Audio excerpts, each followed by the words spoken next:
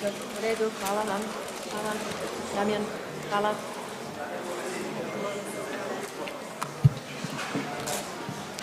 Poštovani predsjedniče Hrvatskog sabora, gospodine Jandrokoviću.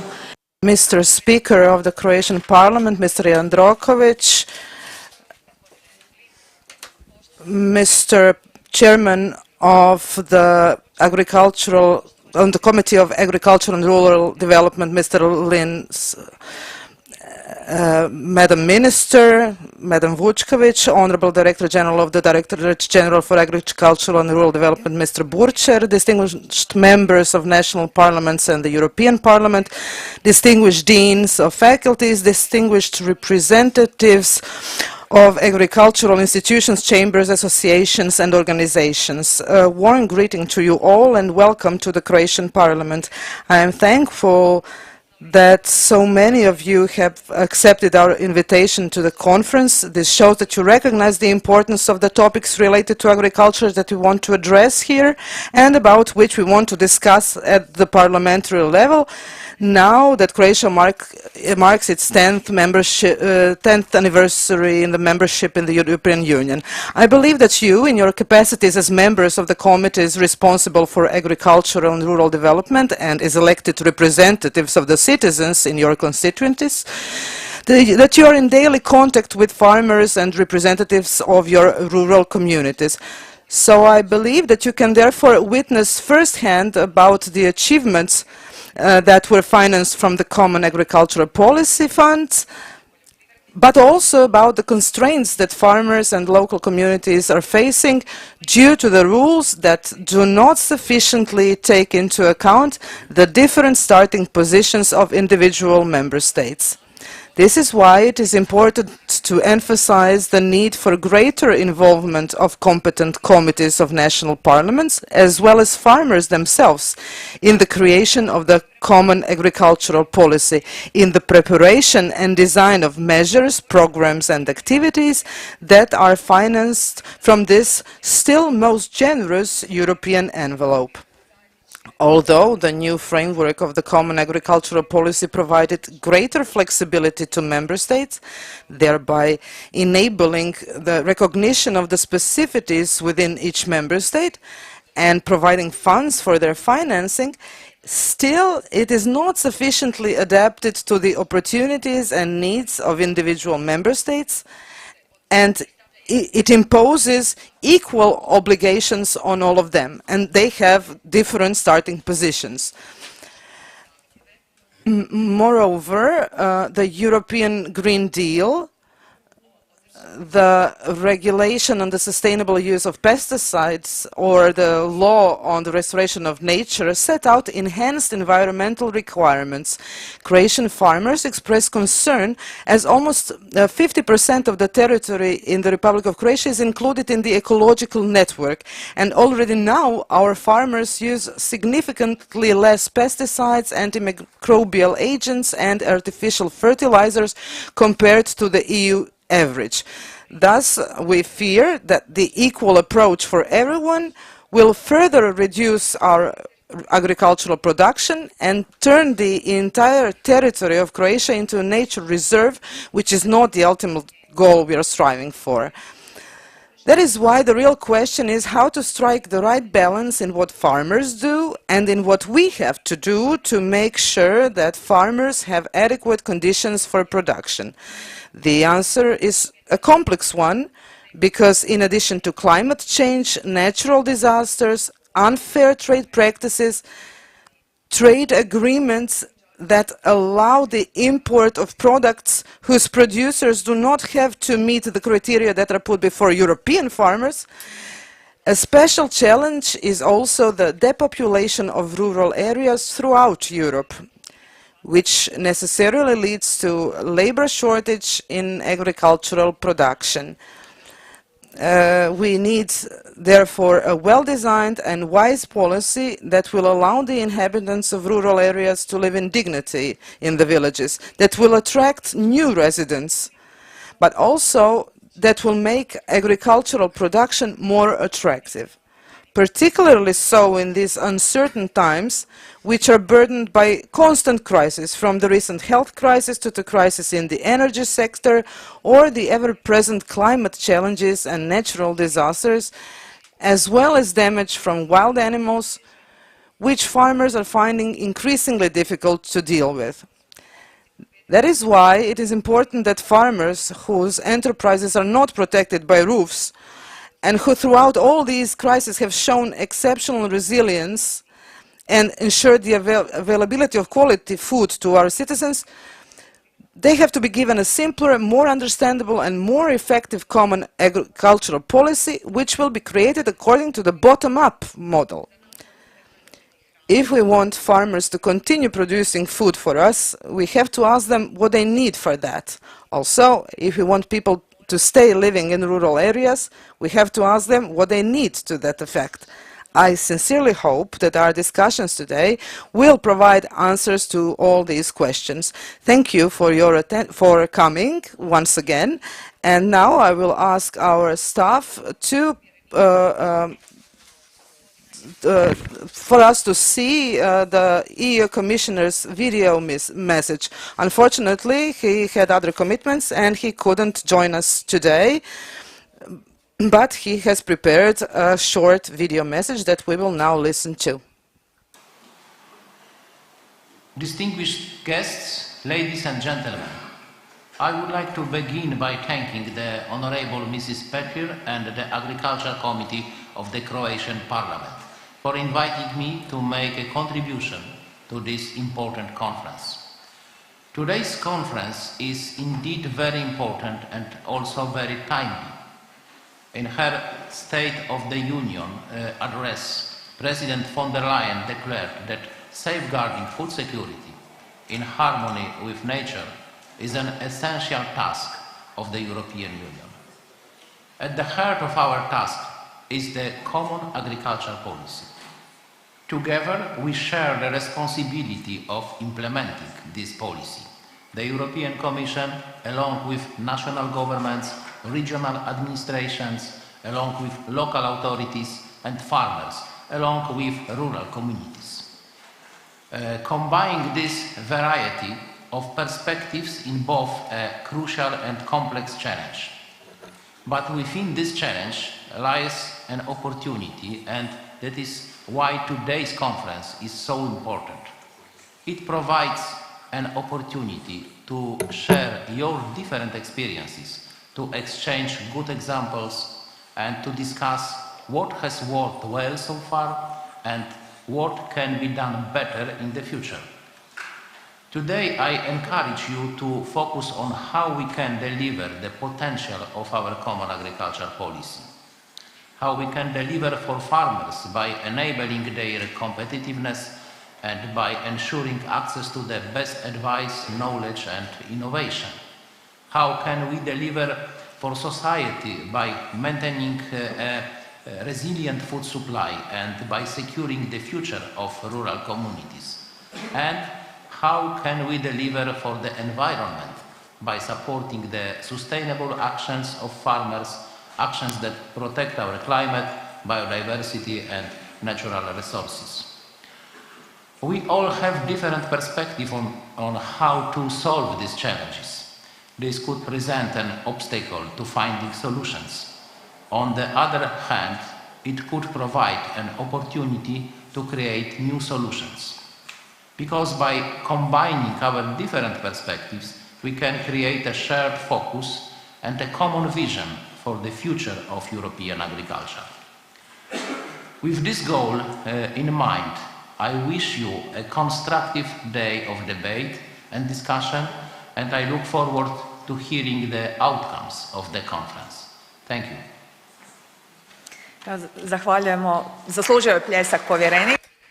Mr. Commissioner deserved a big applause.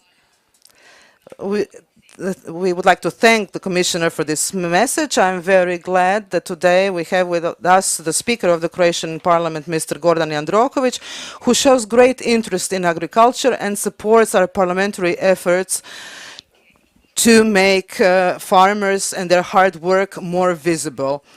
And this conference is yet another confirmation, because this conference today is dedicated to agriculture, of course. Mr. Speaker, thank you for coming, and please take the floor and open the conference.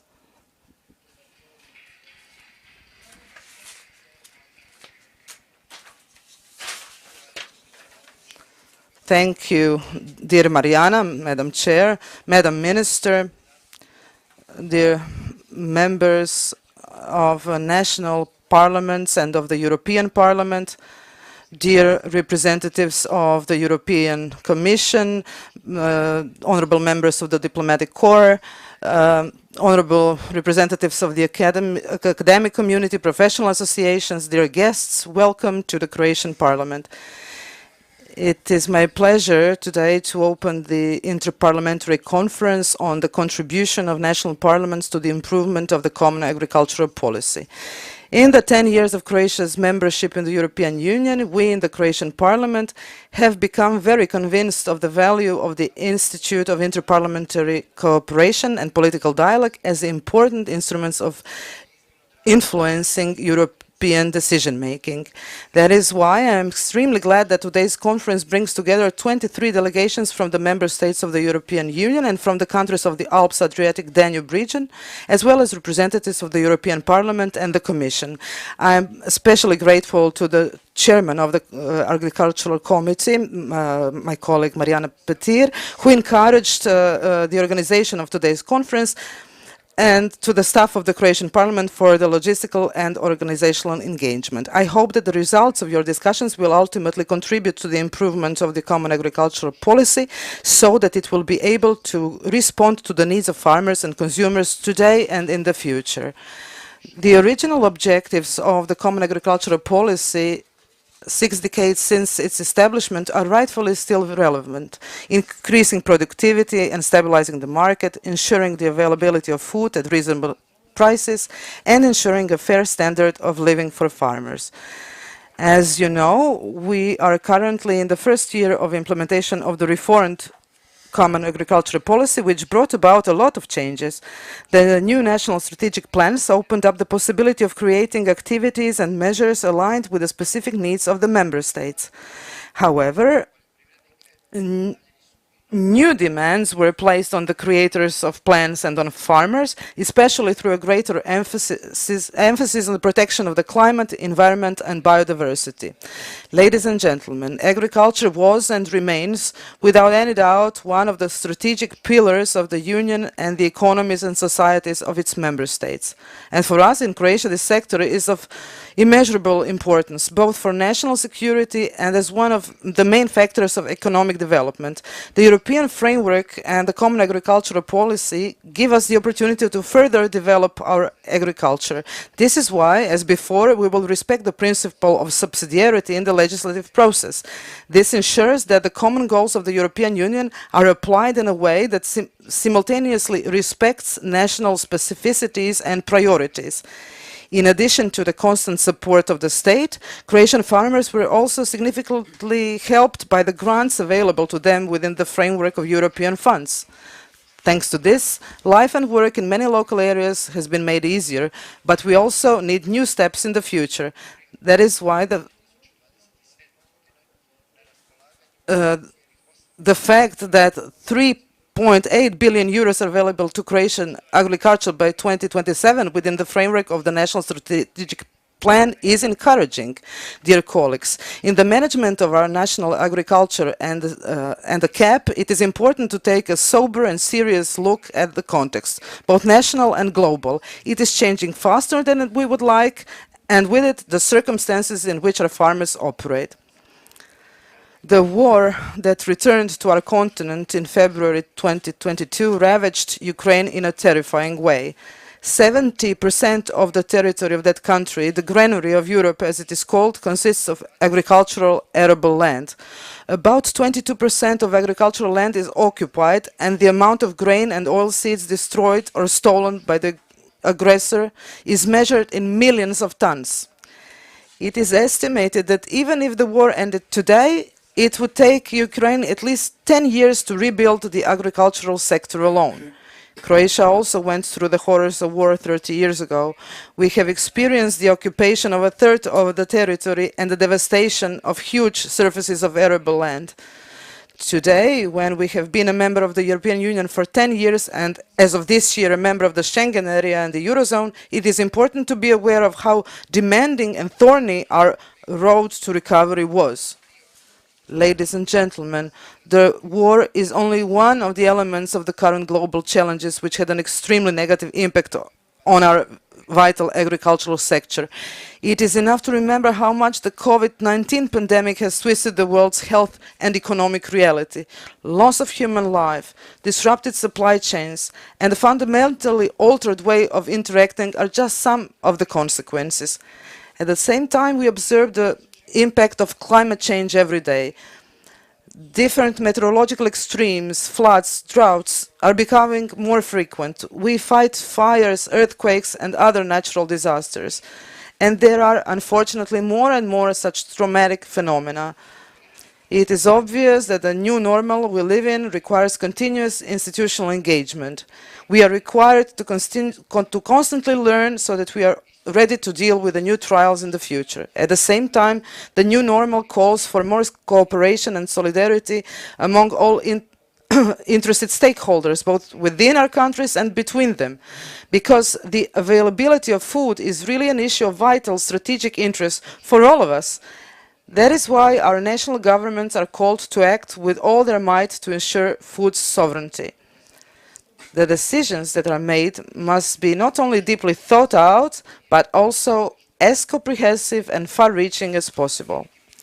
Parliamentarians, on the other hand, as the legitimate voice of citizens, have the obligation to draw attention to problems and actively participate in finding possible solutions, both national and European. Our common goal should always be to provide our farmers with a decent life, to ensure a fair position for them in the food supply chain, to protect them as efficiently as possible in the current unstable global market, but also to involve them more in decision-making about the future of Europe. At the same time, we must be aware of numerous challenges within this sector. One of them is the depopulation of our rural areas. It has a disastrous effect on the availability of labor. Without it, especially in agriculture, there is no production. We should therefore make our villages more attractive to young people and provide them with a better quality of life there. This, of course, also implies serious investments such as those in infrastructure and health services. Generational renewal is essential to ensure the vitality of these areas, and if we want to provide adequate responses to the multiple disasters affecting agricultural production, we must also invest in research and innovation. A very important place is occupied by the use of new technologies and digitalization. We should constantly strive to move to more sustainable agricultural practices because we want the development and sustainability of the agricultural sector to go hand in hand with care for the environment. This must be at the heart of the common agricultural policy effort in the years to come, because we have to leave a better planet for future generations. For all these reasons, I would like to send a special message of support and encouragement to young people who see their future in agriculture. I am convinced that they can give the much-needed additional creative impulse to the development of this sector, to make it more competitive and adapted to the times. I want to send a message of support and gratitude to all those who work tirelessly on their farms every day. Thanks to them, we have quality products on our tables. The Croatian state will always stand firmly by its farmer, and especially so in times of trouble. Unfortunately, these days in Croatia, we are witnessing an outbreak of swine fever, which is destroying Croatian pig farming. Be assured that the state, respecting the recommendations of the profession, will make maximum efforts to remediate its consequences and help our farmers. We will help them, whether it is the damage is due to health emergencies, natural disasters, or others, such as attacks by wild animals and livestock. Dear conference participants and guests, it is a fact that today Around 40% of the Union budget is allocated to agriculture. If we want to make the European Union more resilient, economically stronger, and more globally relevant, we must continue to give agriculture high priority. It has always been a strong component of the European way of life and of our identity. It should remain so. I believe that it's extremely important to involve national parliaments in decision-making regarding agriculture. I believe that you share my opinion and that the efficiency and sustainability of this sector are among your personal, professional, and political priorities.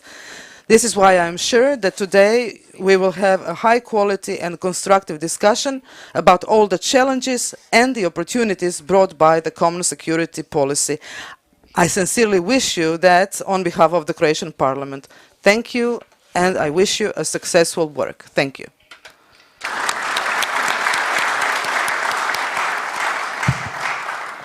Zahvaljujem Thank you, Mr. Speaker, for joining us and for your support and words.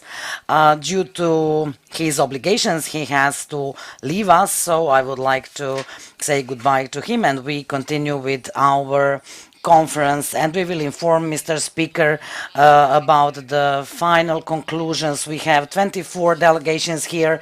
It is extreme support to this conference, I believe, Mr. Speaker, you are also satisfied with. Thank you very much once again for joining us.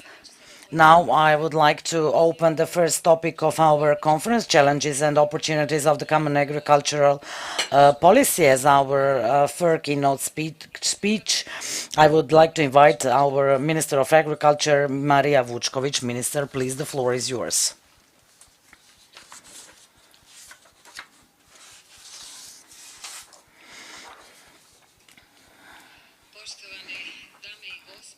Ladies and gentlemen, representatives of the national parliaments of EU member states and other countries, members of the Croatian parliament, representatives of academic community, agriculture, hunting communities, and sectoral and chamber representatives, representatives of different unions and the embassies to the Republic of Croatia, members of the European Parliament, Honorable President of the Committee for Agriculture of the Croatian Parliament, Mrs. Petir, whom I would like to congratulate for organizing this conference, Mr.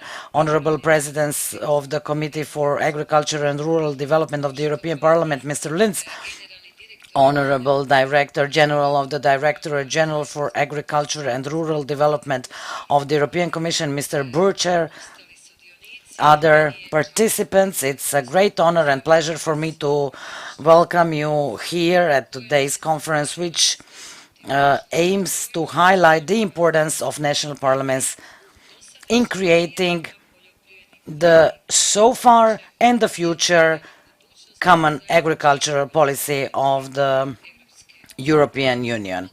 The role of national parliaments was confirmed by the Treaty of Lisbon, which, among other things, provided them with the possibility of controlling the principle of subsidiarity and also the possibility of participating in the revision of EU treaties or the evaluation of implementation of certain policies.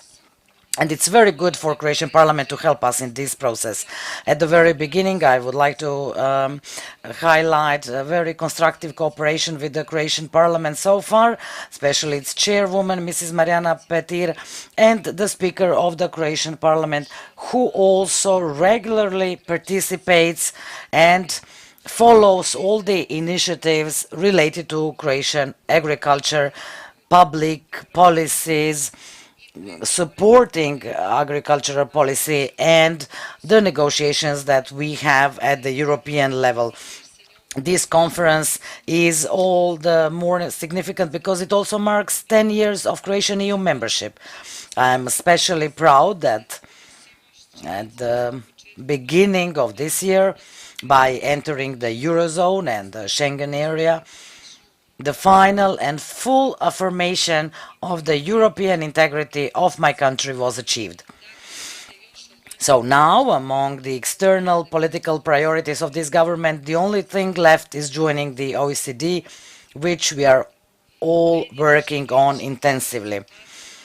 It would be very important to say about the results in this 10-year period concerning the agricultural production and all the specific objectives of agricultural policy, not only related to production, but also to rural area and generational renewal, erasing the borders and the services in the rural area. So we would like to say that full membership brought us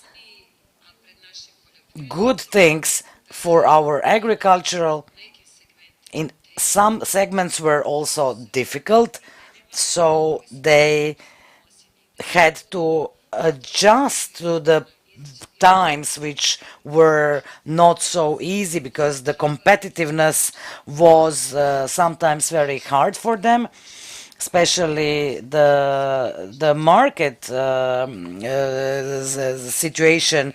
And we will let us remember the sanctions to Russian Federation, and then we had the COVID crisis, which also introduced a lot of challenges and troubles, input of prices, and what hits us all the time. And these are natural disasters. They are not anymore just the thing of a moment. We have a lot of climate changes. We see them with our own eyes. This all was the trouble for our egg farmers, and they resisted as good as they could, and they even reached some results that at the end of the 2022 they showed that the productivity of Croatian agriculture raised for 62% and the value more than 20%, and the value was higher than the input of prices.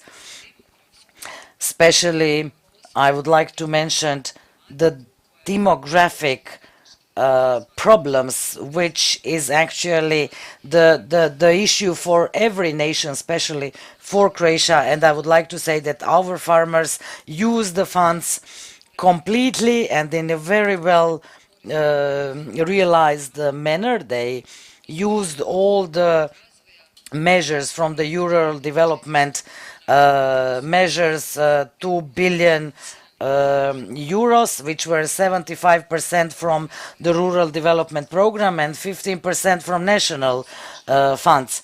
They were very good in using funds which were offered to them in this transitional period from different instruments, and they used 92 million euros. So for the period of until 22, they had a rise in 3 billion euros. Up today, we have more than 55%, more than 80% was already paid, and by the year 2025, we will use all of them. So we are in the higher level of the European Union. So in a this is a very sensible sector, the Croatian agriculture, but also since the number of hectares used was not decreased but already increased, since we have a huge productivity and the value of production, we can conclude that the investments and the changes, new farmers' practices and the diversification of Croatian agricultural area produced good results, I would say. We also have to say that Croatia is very active at the council and all the bodies which talk about the future of agricultural policy, and we try to contribute with our initiatives and responses.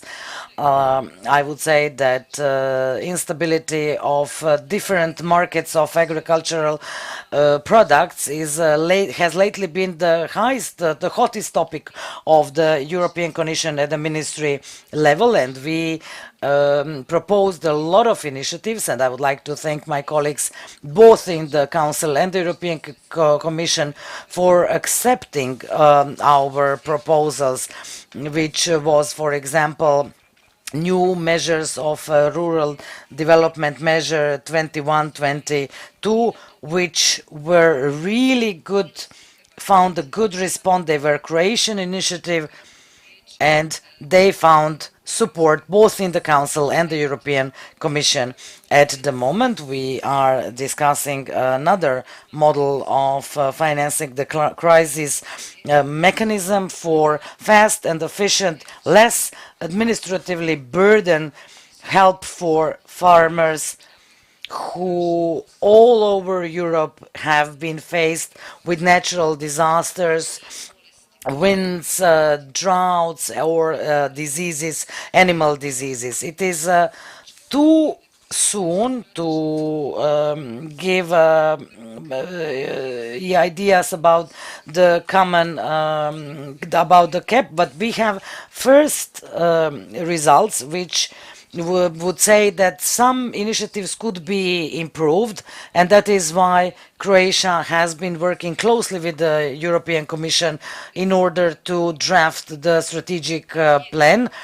And when we talk about certain politics, we nourish the analysis of our statistic data and the public dialogue, which is very important because it means strong nourishing of do no harm principle and wide aspect of participants, including all the sectors, especially sensitive sectors, coordination with the government's body, and a very significant and important dialogue with Croatian Parliament, because Croatian Parliament has been changing and has been very influential when we talk about the acts which were adopted in the last years. I will mention the Food Act, Control Act, Safety of Animals Act, Arable Land Act, Agricultural Act. We have been working together on all these acts. We entered jointly into a new measure periods, and I would say that without the Croatian Parliament all our work would be impossible. So, Madam Chairwoman, I would like to take this opportunity once again to thank you very much for organizing this extremely important event. Thank you very much. Thank you, Minister Vučković, for your introductory keynote speech and everything you do for our agriculture. Now I would like to invite Mr. Norbert Linz, Chairman of the Committee on Agriculture and Rural Development of the European Parliament, to address us. Mr. Linz, the floor is yours. Dear Chairwoman, dear Mirjana Peti, dear Minister Vučković, dear Maria, dear General Director Wolfgang Burtscher, dear colleagues from the national parliaments, thank you very much for the invitation. Before we go into today's subject and talk about the common agriculture policy, I would like to emphasize Croatia's contribution to our current common agriculture policy. During its first council presidency, Croatia had the mammoth task of getting the council to compromise on the CAP. COVID did not allow you to achieve as much as originally envisaged, but the Croatian negotiation team was able to knock down essential pegs in Brussels. Of course, as a representative of the European Parliament, I'm always sitting on the side when it comes to negotiation within the Council, but I can clearly see how a presidency conducts and prepares negotiations, and I can assure you that the Croatian presidency did a great job. Ladies and gentlemen, since 1st January this year, and it was mentioned before, Croatia is not only part of the Euro and the Schengen area, but the CAP strategy plans are also in force. It was a long journey to go, but the CAP reform process was not a solitary endeavor, but a collaborative effort between the European Parliament, the Council, the Commission, and significantly our national parliaments. Each of us at our respective levels of government played an integral role in crafting a CAP that aligns with our shared values and objectives. During the latest CAP reform negotiations, the European Parliament championed several key principles to make the CAP more responsive and effective. We insisted on greater alignment with our environmental and climate ambition, emphasizing the importance of sustainable farming practices and biodiversity conservation.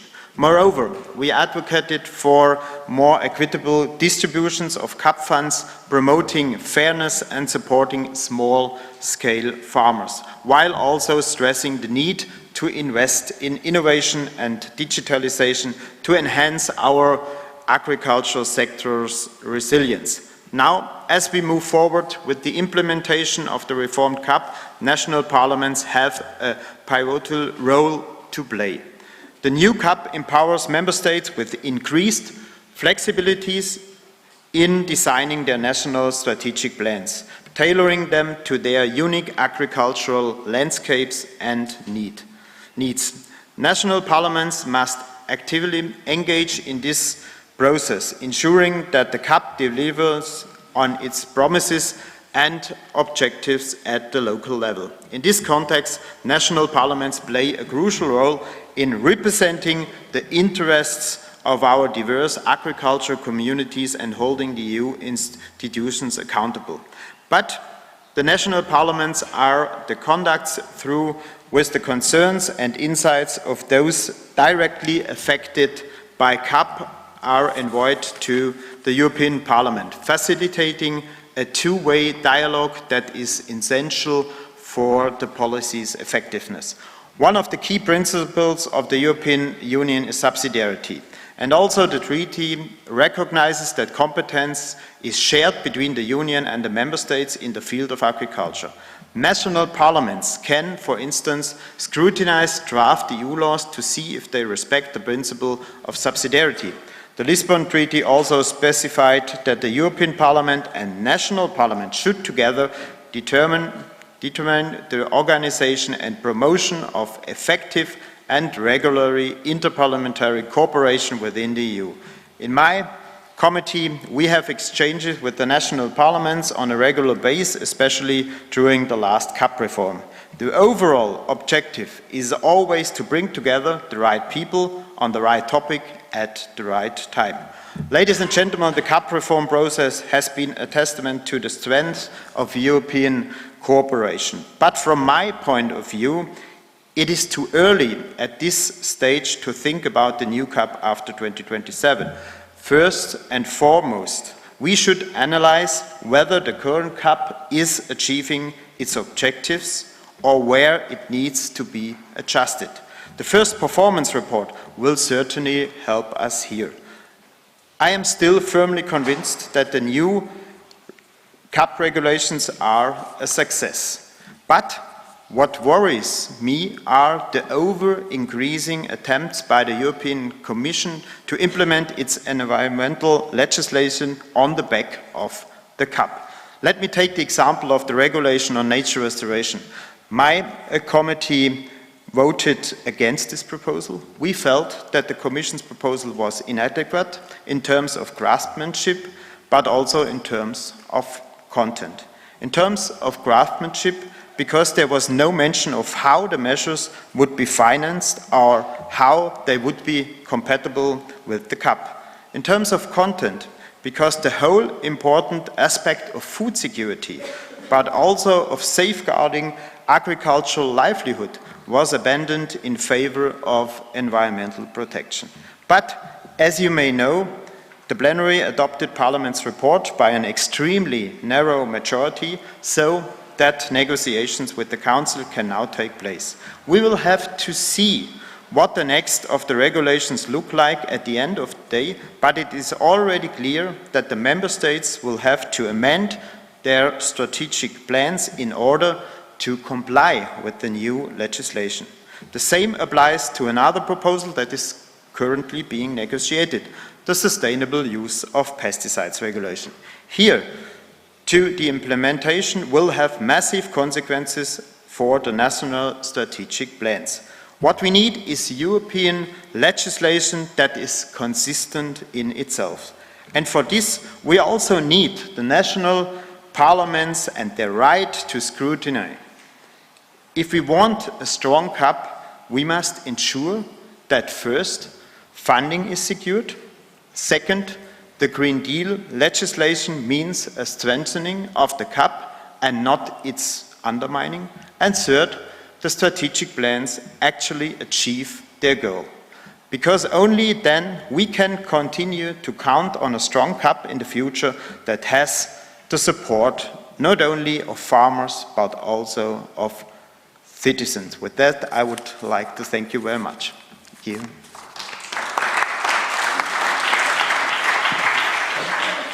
Zahvaljujem gospodinu Linsu. Thank you, Mr. Linz, Chair of the Committee on Agriculture in European Parliament, for your keynote speech. Now I would like to invite Director General for Agriculture and Rural Development, Mr. Wolfgang Butcher, to take the floor. Chair, dear Minister, dear representatives of the parliaments of the Inter-parliamentary Conference, dear Norbert Linz, ladies and gentlemen, many thanks to you, Chair, for organizing this conference. The role of national parliaments to improve the common agricultural policy. You, the member of national parliaments, you are often the addressee of complaints of farmers. You know what the concerns of farmers are.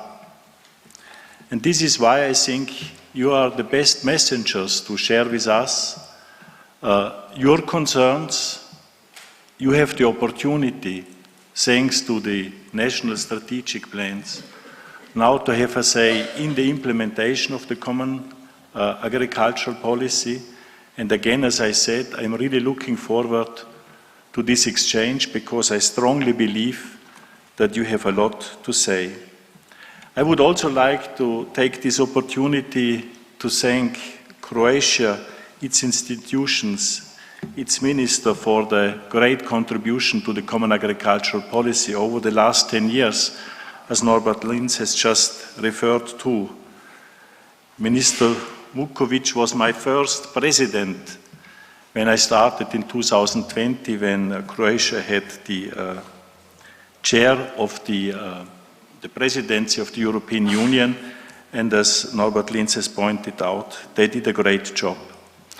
Now, colleagues, chances and opportunities of the common agricultural policy. What are the topics today that keep us busy? It is, on the one hand, to ensure food security.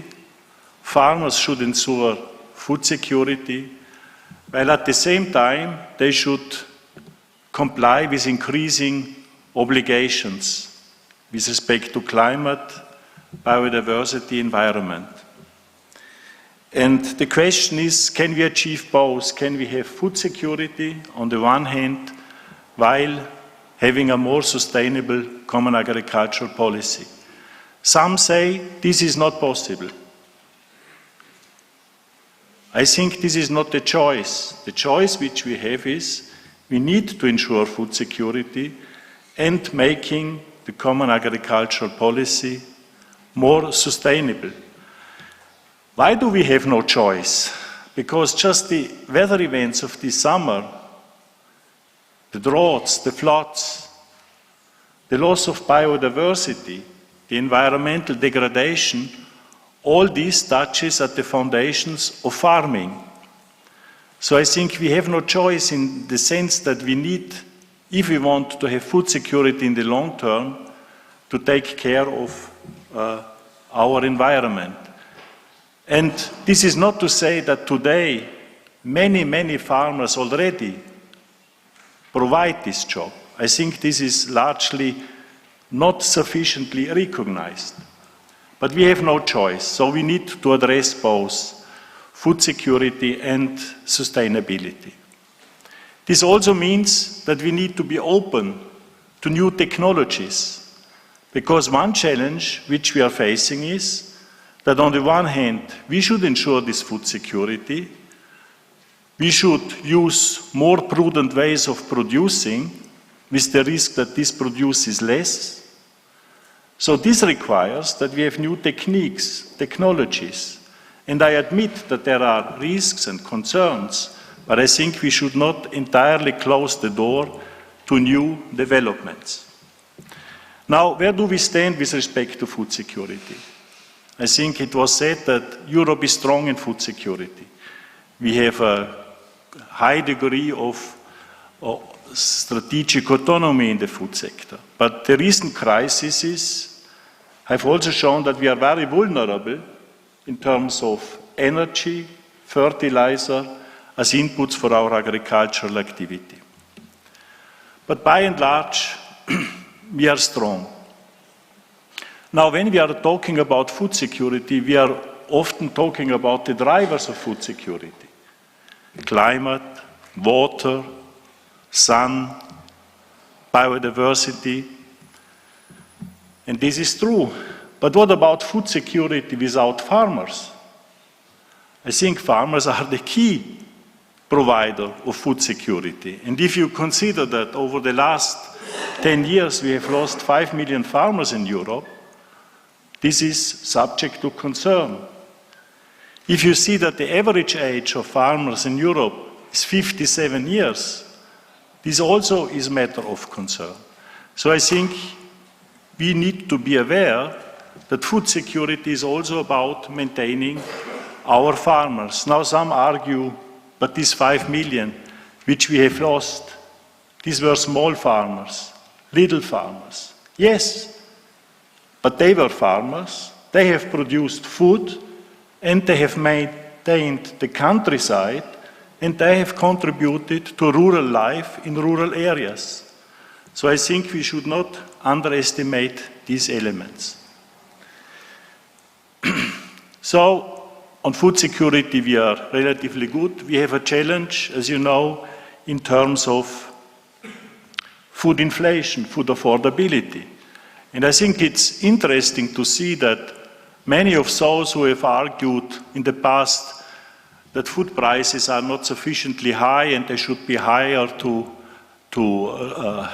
cover the real cost of production are becoming a little less talkative, because we are now fighting with a situation where people, in particular those with low incomes, cannot afford any more food.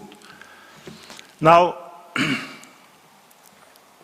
on the sustainability,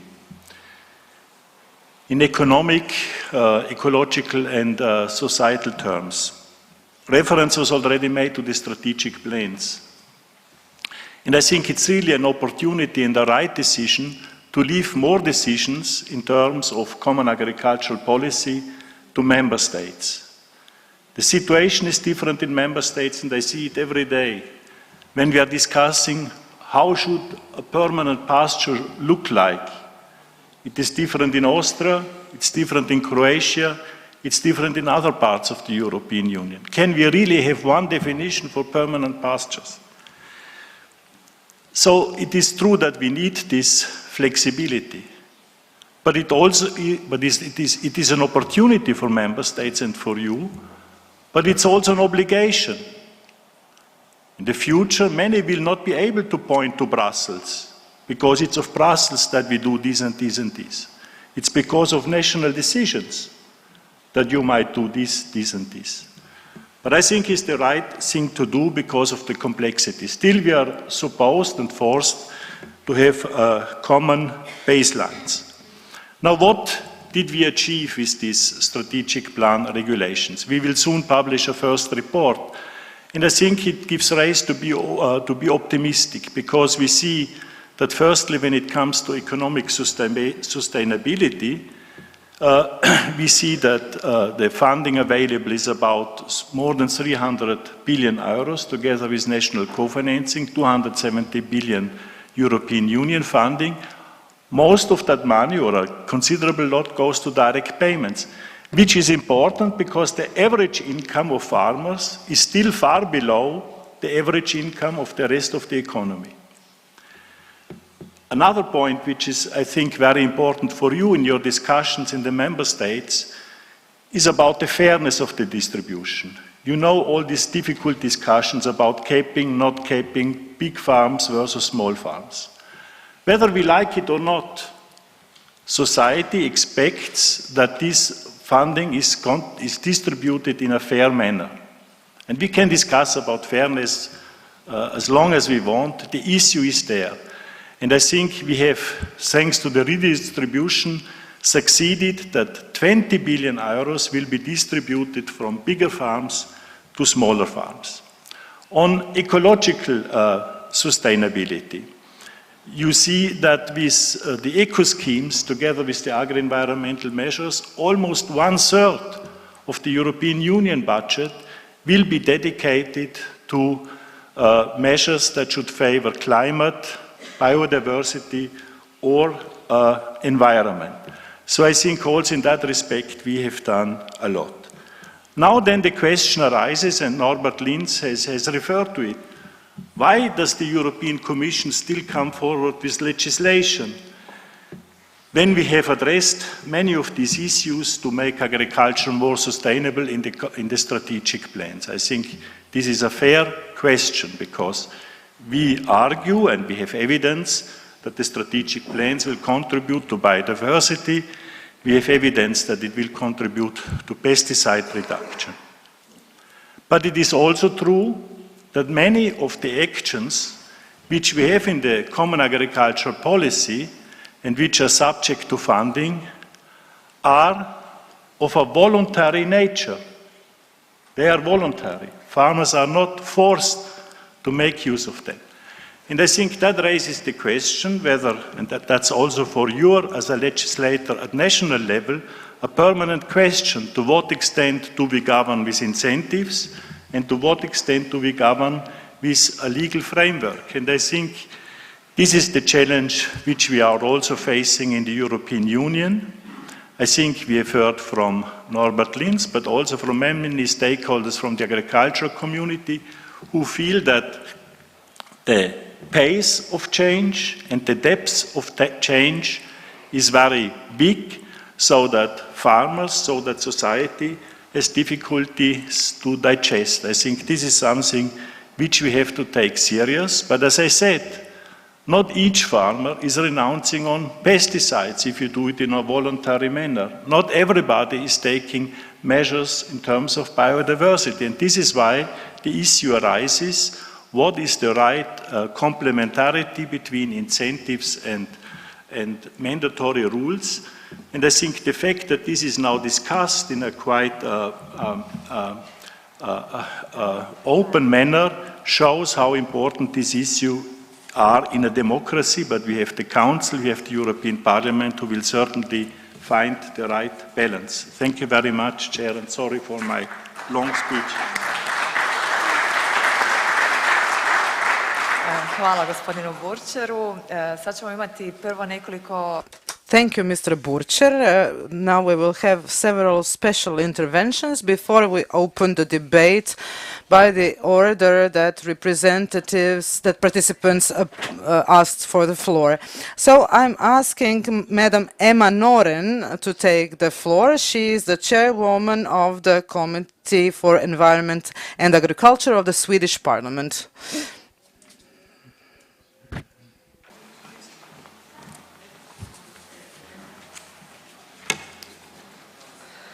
Well, thank you so much, and Madam Chair, dear Minister, dear Director General, representatives and colleagues. I'm so pleased to stand here today to talk about this important topic. It's something that are connecting us. We need to have food on our tables every day, and that is provided by our farmers out in our countries. I will talk about what we would like to see of the CAP coming, because we see that there are some concerns about how it works now and what we need for the future. And Madam Chair, you said before that we should be out and meet farmers and that you hope that we all do that. And I was out just a week ago, last Tuesday, to two quite big organic farms close to Stockholm.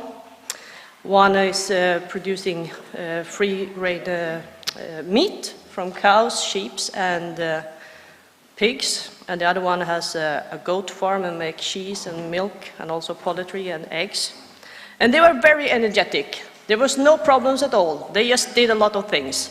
Okay, it was the drought in the beginning of the summer, and then it was a lot of rain, but they have everything within the farms that they could control it by themselves.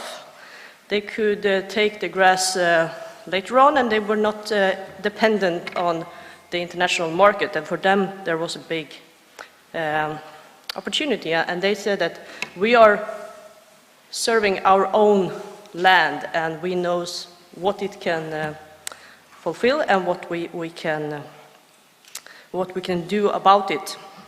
So for them it was they were very happy and energetic, as I said, and it's quite uncommon when you're out meeting farmers to find that energy, I have to say. So I told them that I should be here on this conference this time, today, and ask them what they would like to tell you about the CAP. And they said that it should not be about how much land you own, it should be how you use the land that we actually have. We don't want the CAP to be some kind of welfare, social welfare for farmers. We want to get paid for the work we do. We want to get paid for the ecosystem services that we do and the healthy food that we provide. We think that the system needs a reform. So we are doing all these goods and services. We are creating biological diversity. We are making good soil health.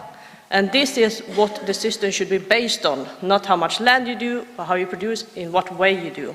And that is, I see my time is already up, but what I would like to bring into this situation, we need to improve the farmers' economical situation and reduce their cost. And I think that we need to make sure that we change the system to see the ecosystem services as a whole, as the farmers, what they are doing, and not only looking at size and things like that. And we also need to guarantee the right to nutritious and healthy food, as the Director General said, and that is something that is really important. Thank you. Zahvaljujem zastupnici. Thank you, Madam Noren. And now I will just ask you to stick to the allotted time, because all participants there are many participants who asked for the floor, so if everyone exceeds the time, we will not have enough time for all of us to say what we want. Now I invite Mr. Michal Kučera from the Czech Parliament to take the floor. Mr. Kučera, the floor is yours.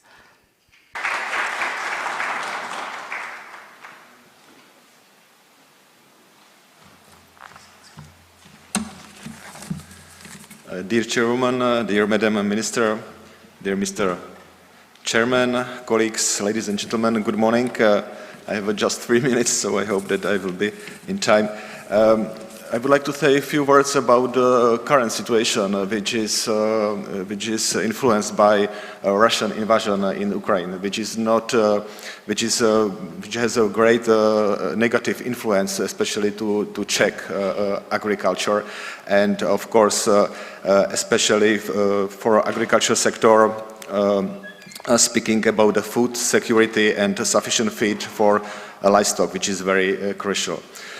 The same standards which we demand for our farmers must therefore also be required for products imported from third countries. That's another point which is very negatively influenced, especially Czech and probably Slovak market too. But of course, one of the more challenges facing the new CAP is meeting the expectations of the public, which is now demanding more environmentally friendly practices and focus on maximum animal welfare. On the other hand, there are some expectations of farmers who are aware of the need to green CAP, but also keen to maintain the prosperity of their business. This is certainly not easy and challenge as a contribution of the new CAP to climate and other environmental objectives must be balanced with the need to maintain the competitiveness and availability of the European agriculture model. However, some concerns have already been expressed both in relation to the greening of the common agriculture policy, which is significantly interferes with existing practices, and in relation to administrative burden that the new conditions may entail. Another challenge is the financial aspect. The contribution of agriculture policy to the climate and the environmental must also be adequately funded, as farmers have a number of new obligations to fulfill. European and national funds should thus motivate them to meet the environmental ambitions while maintaining sufficient production of quality and affordable food. Given that the CAP is a strategic EU policy, its financing should be actively addressed. We would therefore welcome any initiatives announced by the Commissioner for Agriculture, which could adequately compensate for the impact of very high inflation on the amount of funds allocated to CAP. On the other hand, we have to be realistic, as it is clear that the EU budget is not unlimited and there are a number of other priority areas that need financial strengthening. Nevertheless, we hope that there will be some possibility for strengthening the CAP budget in the framework of the opening of the multi-annual financial framework. Thank you very much. Thank you, Mr. Kuchera. And now I invite the member of the Portuguese Parliament, João Nicolau, to take the floor.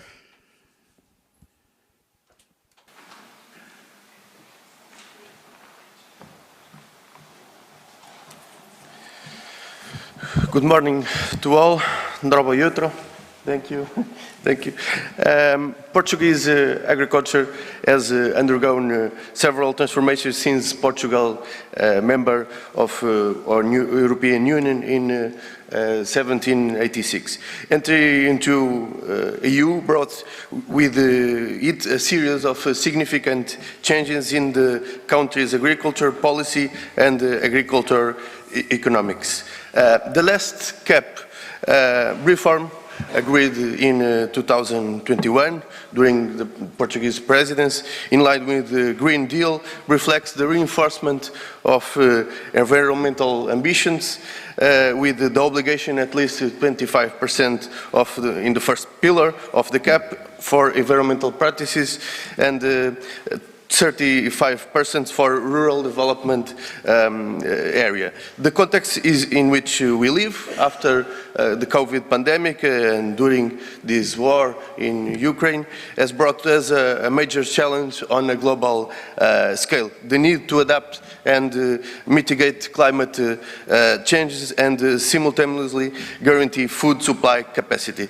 There is yet another challenge even more pronounced in our territory, ensuring equity between regions and between farmers over the country.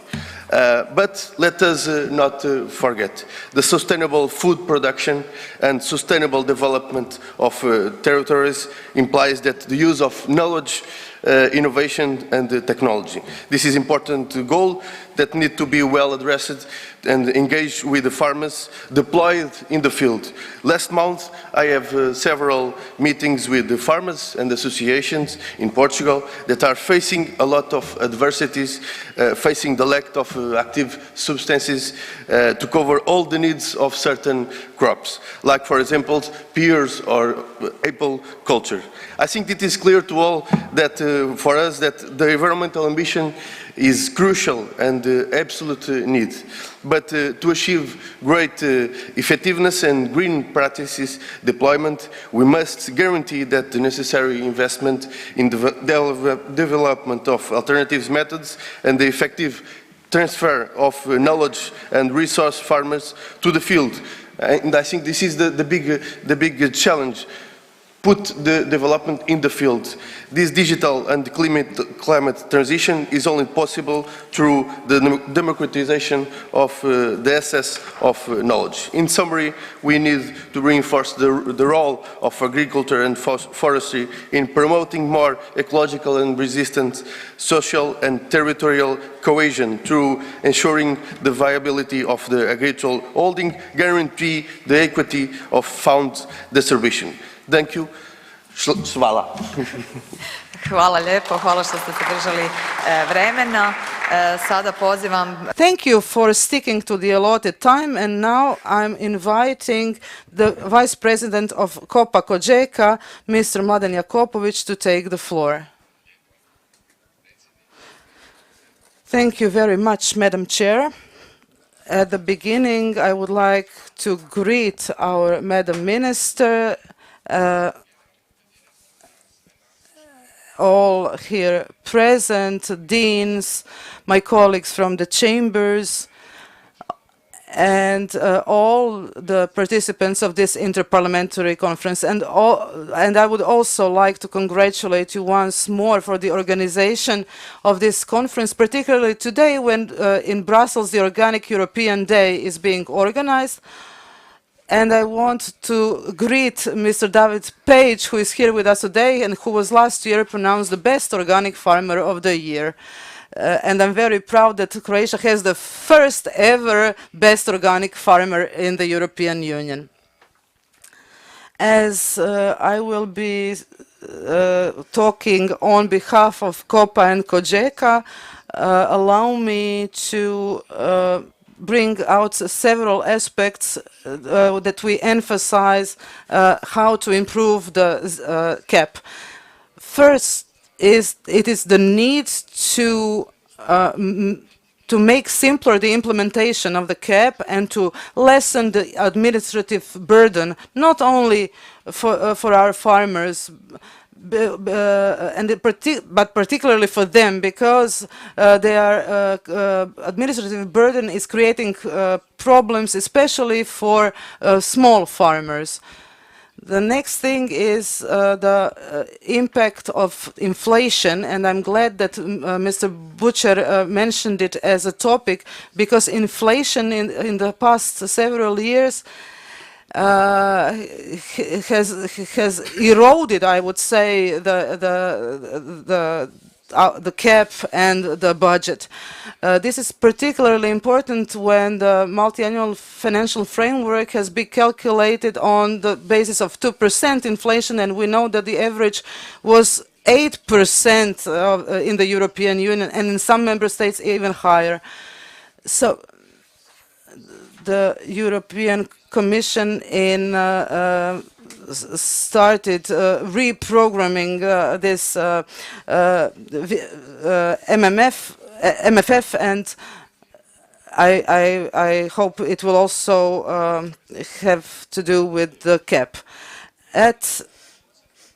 As for climate, please, we should pay. We should pay farmers for any natural disasters, the damages for that.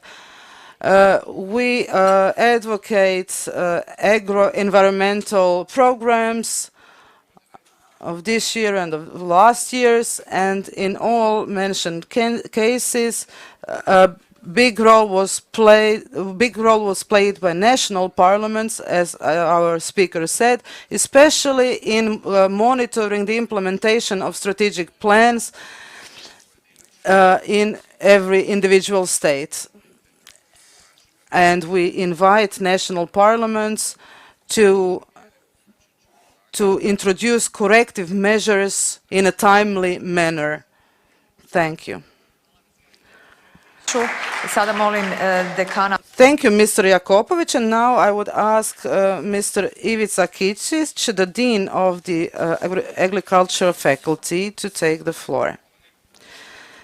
Thank you very much, Madam Petir, dear Minister, representatives of the European Commission and of the European Parliament. Since I have been dealing with the environmental impact of agriculture for 37 years, my short presentation will be focused on the above, from the perspective of the geographical diversity of the EU member states. There is one type of landscape in the south of Europe, in the Mediterranean part, and in the north. Soils in the Mediterranean part of Europe that have 2 to 3% organic matter are very rich, while in the northern part of Europe, soils with 2 to 3 organic matter are poor in organic matter. So, without irrigation, it is almost impossible to grow annual crops in the south of Europe, while this is still possible in the north. In the north of Europe, they hardly know about water erosion, while in the south it is a big problem. All of you have talked about climate change. I have been dealing with that for 40 years, and desertification is something that has already affected to a large extent the south of Europe. We who deal with that, we understand that, even our minister who comes from the south of Croatia. But most of people don't understand what will happen in some 40 to 50 years due to erosion. Soil desertification will be one of the biggest problems, even in the north of Europe. We used to have wind protection belts, but now we don't. These wind protection belts can protect biodiversity, protect the bees, honeybees, and all other species. We will also have problems in the future with fires, wildfires, forest fires. Every year, a South member state has huge forest fires. This year, it was in Greece. The north of Europe is still does not encounter such problems. I also want to say that the CAP that it is difficult to have a common agricultural policy with different problems in the north and in the south. So I understand it is difficult to find a common agricultural policy. But natural disasters, increase of temperatures, it is something that has been going on for 40 years. Since the 1980s, we have seen the start of the climate change, and we have to adapt to them in the future through CAP. But my proposal would be to take the decisions at the local level, because national parliaments are better aware about the situations in their countries, just as the colleague from Portugal said. So I think that that local level is the level that should have more influence. Now I would like to open the debate. You have the list of order of your addresses. You stay at your seat. Just please turn on the microphone, and you will see on the screen you have 2 minutes per debate. First, we have Mr. Mirko Carloni from Chamber of Deputies from Italy. Agriculture has been able to react to the pandemic, the effects of climate change, and the increase in prices triggered by the war in Ukraine and the pandemics and all the climate changes and the input in prices. The ability to adapt must be supported by politics and institutions, because we know this makes us able to provide rapid responses. We have to have long-term projects, but we have to react to the situation at the first. We have to also look at the anthropological influence of people, because we have to enable future generations to go further. Environmental protection is not only ideological matter, but we know that the farmers are the only guardians of our environment, and they're the leading actors for our future. So we have to support them within the European Union. We have also to provide for the collegiality in the European Union. We have to look at the regional and national areas in order to provide competitiveness and the sustainability of those areas and the quality of our agriculture and forestry. We have to emphasize the issue of young farmers, because adequate generational renewal, our agriculture will stagnate. We know that very few people younger than 30 are actually do have farms, but they are those, on the other hand, who are prone to innovations. So we have to put them in the very center of agriculture, their profitability, in order to make their sustainability alive. So this will also influence the position of our farmers. We know that the land is the good that we have. Now we have Mrs. Jena Simula from Finnish Parliament. We must strengthen security in all sectors. This includes especially agriculture. The food security is a crucial asset to prevent total social collapse in any type of crisis that may occur.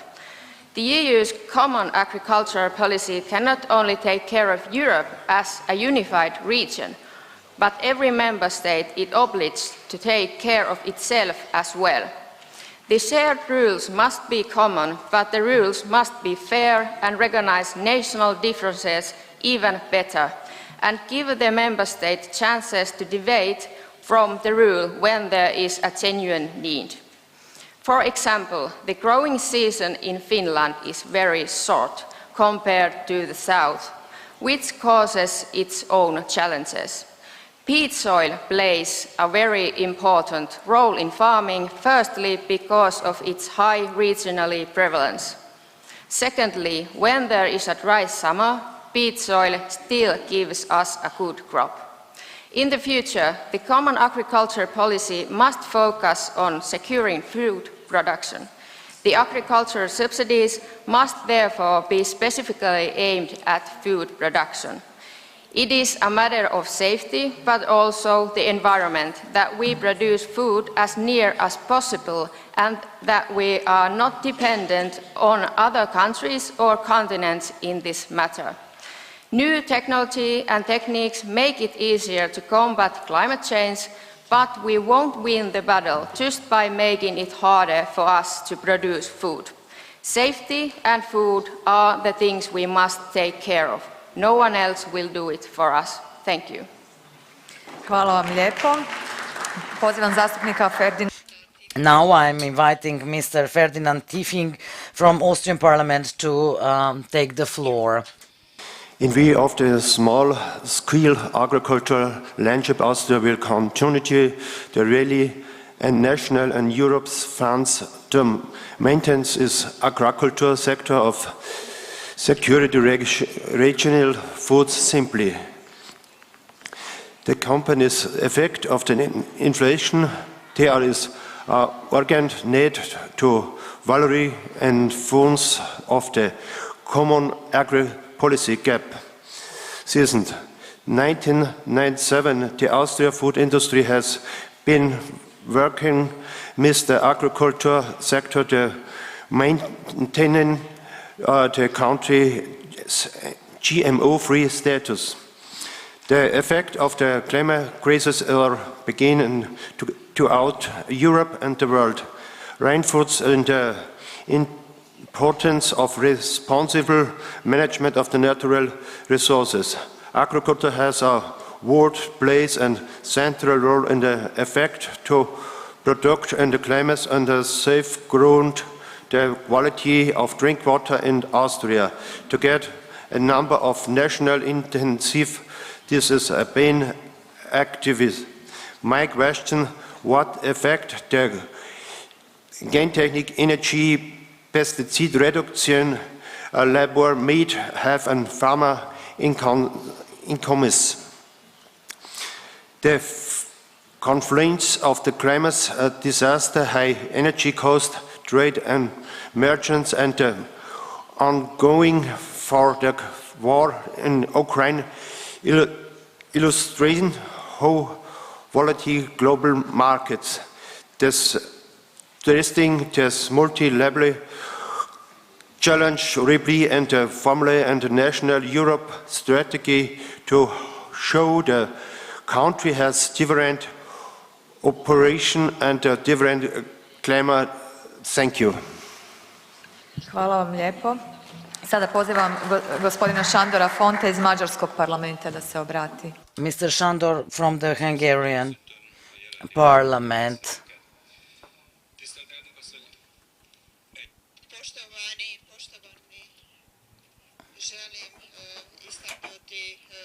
I would like to emphasize that people produce the food, and there is no country which can go beyond agriculture. Unfortunately, this logic has not been taken into account when we prepare strategic plans for the Commission. Hungary did so, and our main factors are competitiveness. We would like to emphasize that a very important mechanism, and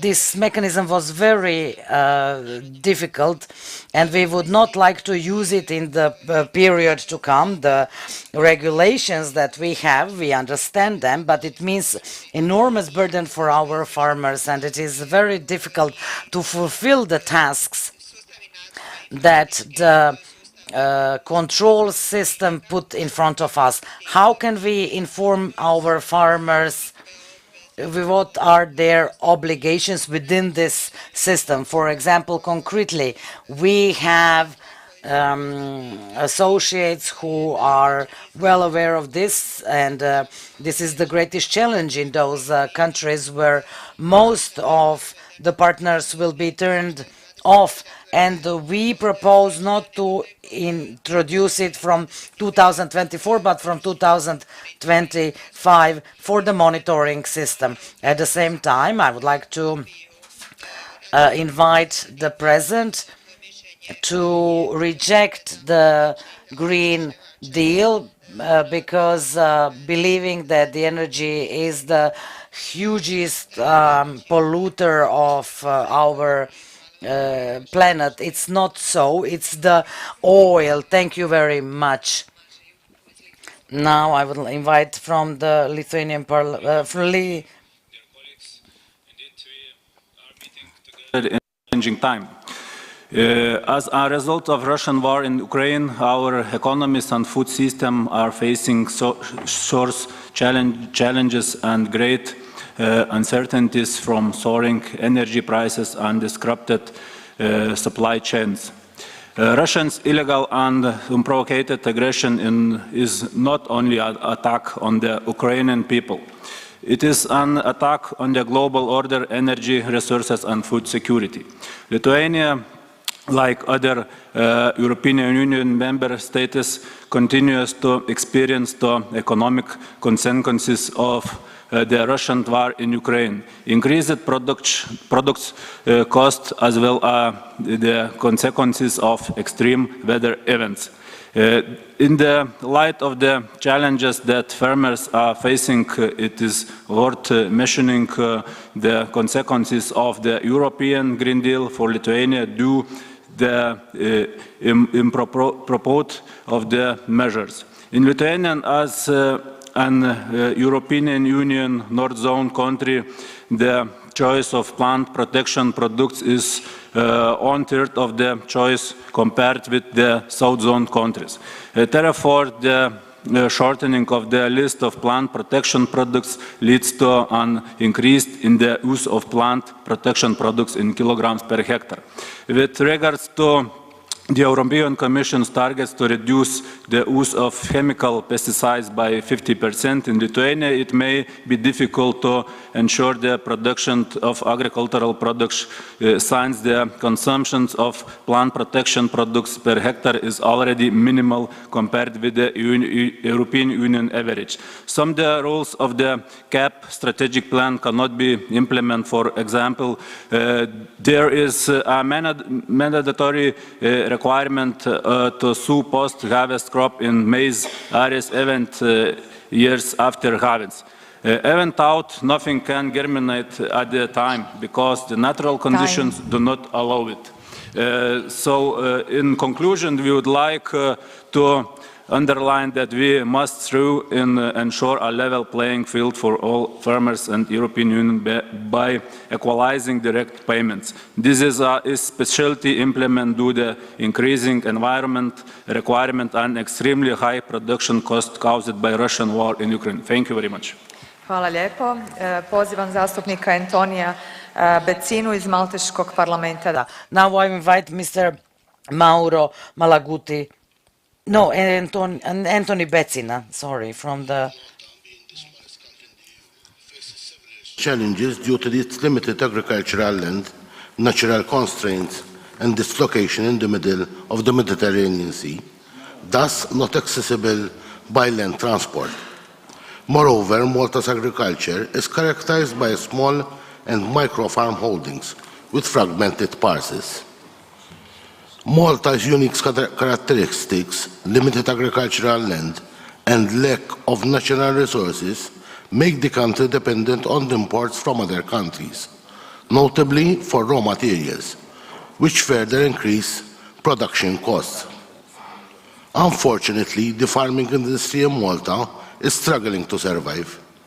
Keeping this in mind, the strategic plan must aim at providing a fair income for our farmers and their families, and at the same time improve the rural conditions and the related infrastructure to achieve sustainable agricultural practices. Furthermore, the focus must also put on the income gap between agricultural-related activities and other sectors of the economy, in view that such income gap is leading to less farmers cultivating agricultural holdings. To achieve these goals, farmers' income must be stabilized, coupled with support to various farming sectors presently undergoing difficulties. Like other EU countries, Malta has an aging farm population, with young farmers facing numerous barriers to start their agricultural activity. To overcome such difficulties, and accessing land, obtaining financial assistance, and accessing markets, Malta is dedicated to provide such support to young farmers, so such difficulties can be overcome. On the other hand, the EU must be more flexible in relation to state aid regulation in view of the alarming increasing average age of all farmers in Europe. Thank you. Hvala vam lijepo. Evo, prije nego što nastavimo raspravu, ministrica Vučković ima druge obaveze. Madam Vučković, now the minister has some other obligations. She has to leave now, so please could you greet her with another applause. The next person on my list is Mauro Malaguti from the Italian Parliament. Dear colleagues, I think that the encounters such as this one today are becoming increasingly important, especially in the context of climate change. And they have very hard consequences, especially for agriculture. I come from Emilia-Romagna. This region is known for its fruits, apples, pears. And today our farmers are in great difficulties because of a range of difficulties such as bugs from Asia, gales, and weather and adverse weather conditions. If we add to that other elements such as Asian bugs, but also the blue crab, which makes catastrophic damage in our sea. A female blue crab can produce 2 million baby crabs. So this animal is thus destroying everything. This crab is very aggressive, alien species, and the biggest damage will come from the progeny. We now cannot even calculate what the damage will be. This is all due to climate change. And we will have to work more to devise strategies to have the agriculture at the European level strong for the benefit of all our countries. Now I'm asking Katia De Giovanni from the Parliament of Malta to take the floor. To the Croatian Parliament on organizing this inter-parliamentary conference with the scope of improving the common agricultural policy, a crucial subject that is so valuable not only to the sector but also to the economy and environment at large. Malta strongly believes in the need for parliamentary dialogue to strengthen the common agricultural policy and meet the challenges we are facing in the agricultural sector. Without a doubt, the new CAP programme is instrumental in providing the necessary assistance to our farmers whilst also taking into consideration the long-term environmental and climate targets. We believe that economic feasibility, nature restoration and the paradigm shift towards more sustainable forms of agriculture should not be perceived to be at conflict with each other but considered holistically and working in tandem.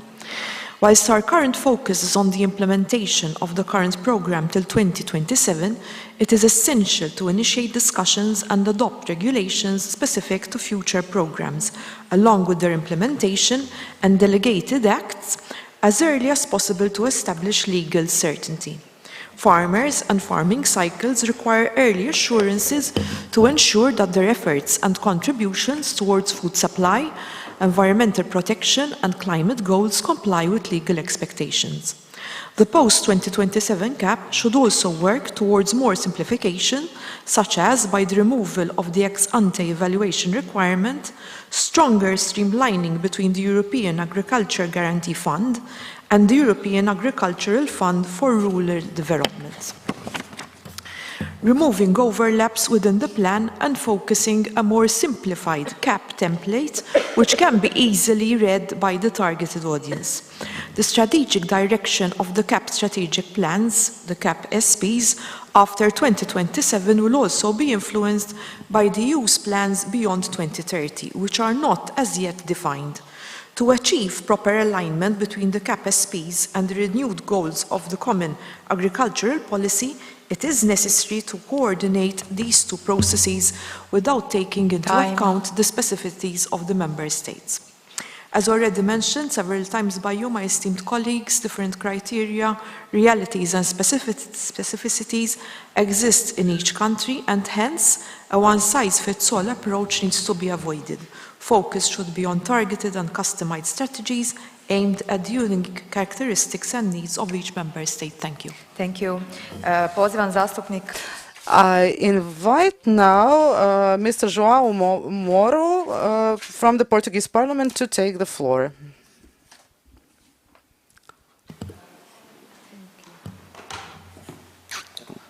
Thank you, dear President.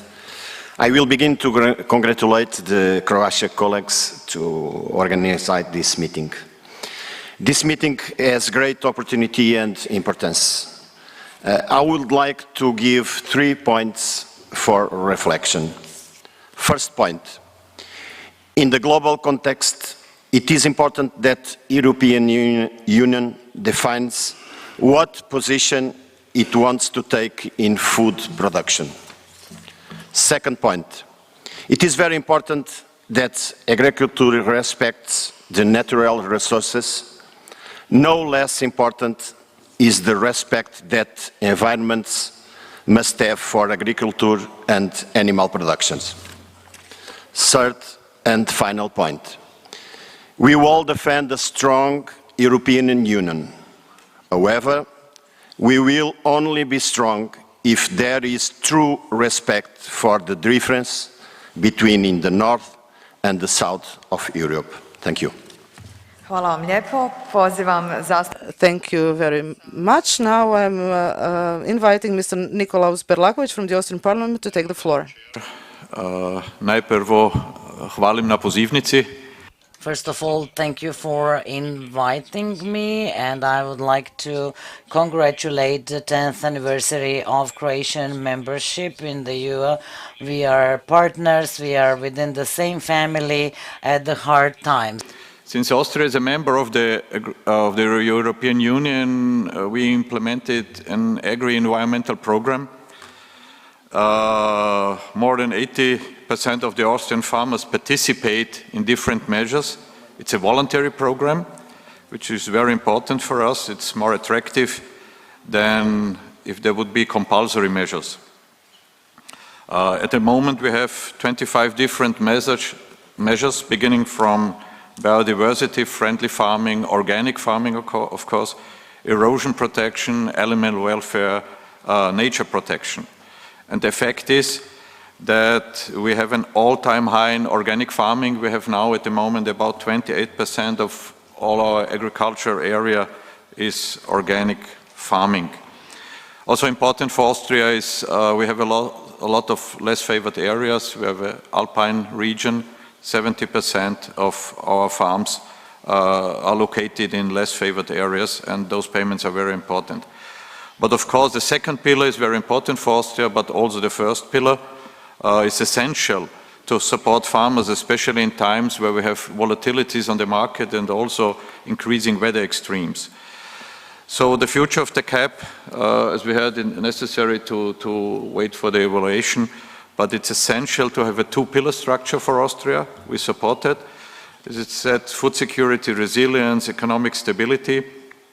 I mean, it's necessary that we have to discuss in time of extreme inflation to the direct payments, to adjust them by valorization. I think it's absolutely necessary now, but maybe in the future CAP. And I think it's also necessary to talk about the Green Deal. It was adopted before the war in Ukraine, and I think it's a new evaluation necessary. Thank you very much. Hvala lijepo. Hvala vam lijepo. Sada pozivam zastupnicu Fotini. Thank you. I invite Mrs. Fotini Arampazi from Greek Parliament.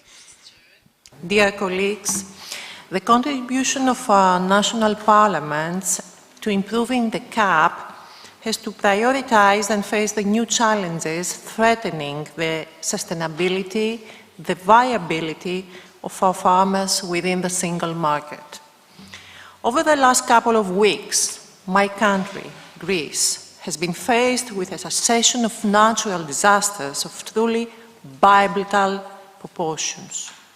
This disaster, in one of the most productive, the most important agricultural areas in the EU, Thessaly, highlights and forces us to adjust our strategic plan for the affected, flooded and fire-struck areas and to ensure that no further damage will occur. The major issue of climate change requires a thorough revision of the rules in effect of our systems through an increase of the share of support destined for risk management in agriculture. Extreme weather conditions and the even more frequent hazards render the existing support tools ever less effective. We need to protect, to support farmers and proceed as fast as possible any measure that will mitigate the climate change effect, the climate crisis.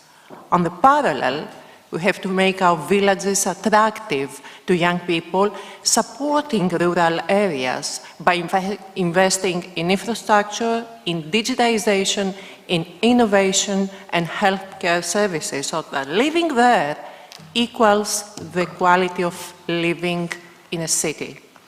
We have to establish a renewed focus on agriculture research and innovation in all member states. We need to proceed investment in technology to enable young people to secure the sector's future, the transition to more sustainable farming practices, and protect our EU farmers in a highly volatile global market. Thank you for your attention. Thank you very much. Sada pozivam zastupnicu Terezu Macia. Now I invite Mrs. Teresa Macias from the Spanish Parliament.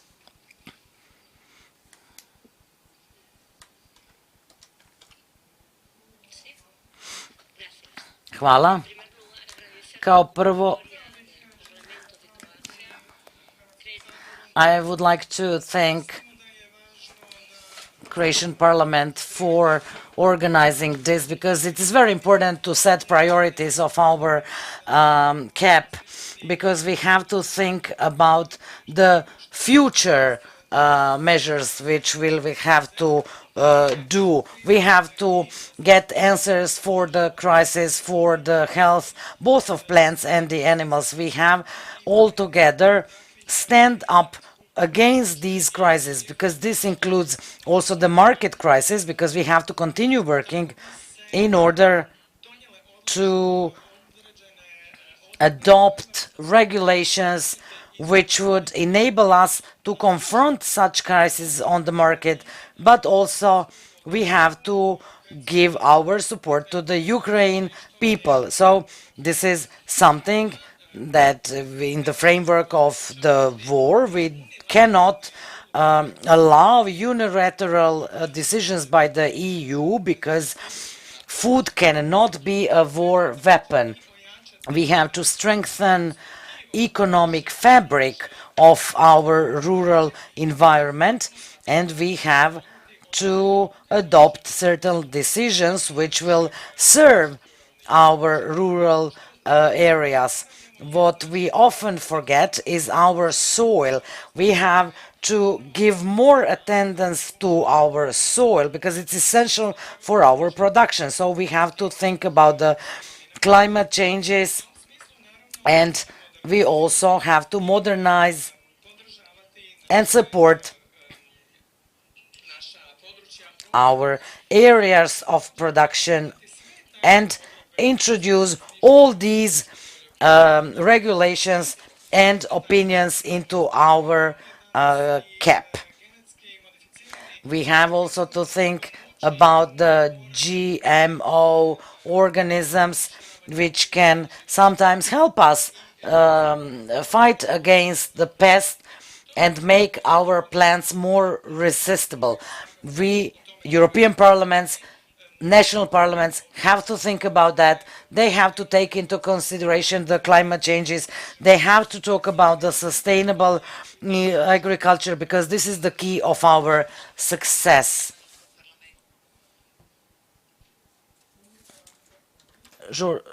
Now, George Martinez from the Spanish Parliament.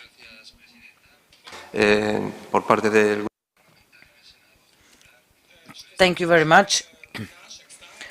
Our position of the Popular Party and our representation in the Parliament, we are people who want to think and deal with support to our sector, which has to be strong, competitive on the market, and thus we believe that we have to strengthen and adopt a common cap which will be strong enough and count with good budget in order to provide within the budget for all the items that should be discussed about, and we have already heard a lot of things which are missing within this budget in order for us to obtain sustainability.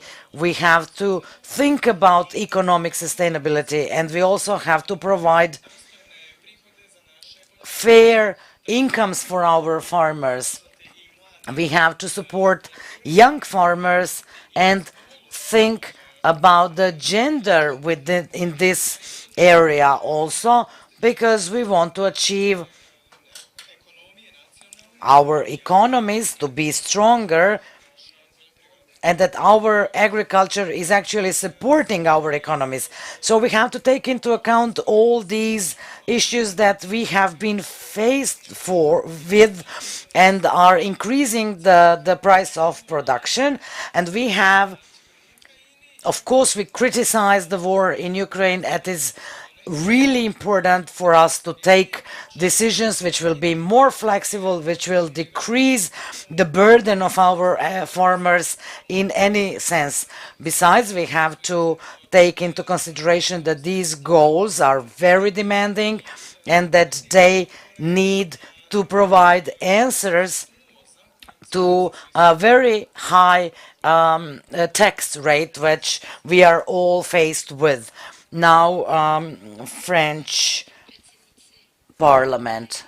Zahvaljujem se na Thank you very much for your invitation, and thank you for organizing this important topic. our production system and directly pursue the transition that are necessary for the future of our agriculture world and our food sovereignty.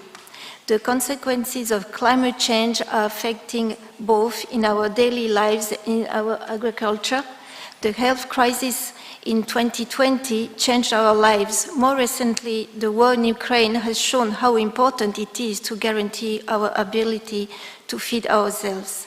We also face another major challenge, the renewal of our farmers.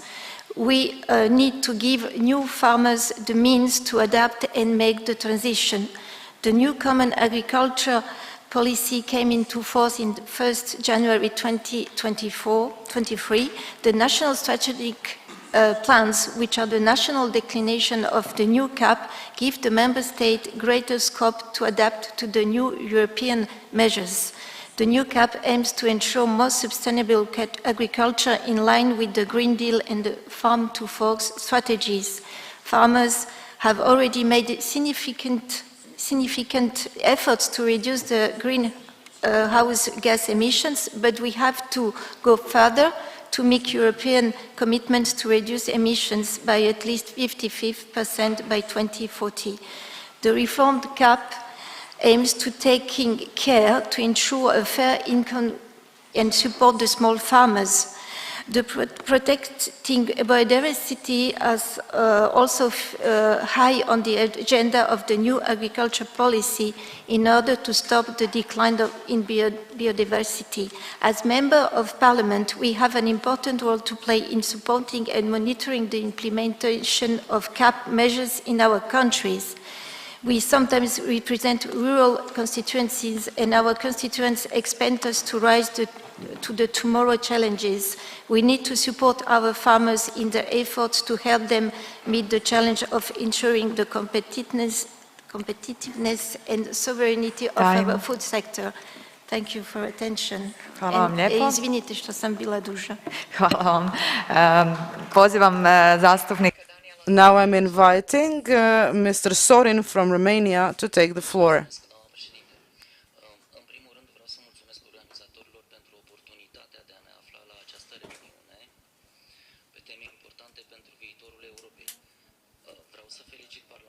croat pentru faptul că a dezbătut legea organismelor modificate genetic. Sorry, we don't have translation in Romanian.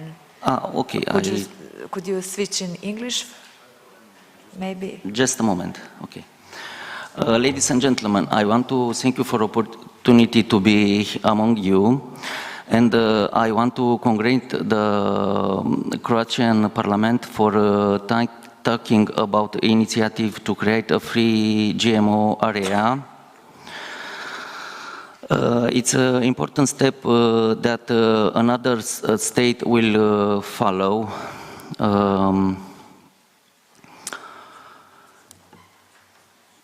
Just a moment.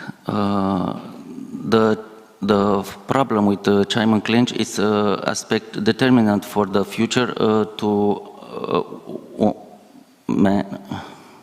sorry, I don't have the text in English. Okay, thank you for your intervention. You could send text in English maybe later, so we will resend to all participants. Because Romanian language was first book and then cancelled, and we don't have, unfortunately, translation. Sada pozivam zastupnicu Ružicu Vukovac. So now I invite Mrs. Ružica Vukovac, Deputy Chair of the Agricultural Committee of the Croatian Parliament, to take the floor. Thank you, Madam Chair, honorable guests, and it is very important for me to start this intervention by analyzing the instruments and the influences of CAP on the competitiveness of member states' agriculture and on generational renewal and on natural resources. I will start from the use of natural resources, and here I think I referred to agricultural land, of course, to the farms. The food security, as we used to know it, does not exist anymore because of the consolidation of lands. This was recognized before, and these consolidations were limited in the first and second pillar. The flexible model proven to be effective in member states who knew what they wanted, but in other member states like Croatia, it was a failure. So now we see that people keep consolidating their land, and a small number of the privileged ones now retain the money. It is a gap that destroys the model of family farming, and and it contributes to the distortion of the autonomy of European food. This is because farmers are not included in the decision making. Also, the procedures are not transparent, especially for those who have to apply these instruments. As long as these solutions take the up-to-bottom approach, things will not be okay. And this can only be reversed by the involvement of the farmers. Thank you. Now Mr. Jenkac, also from the Croatian Parliament.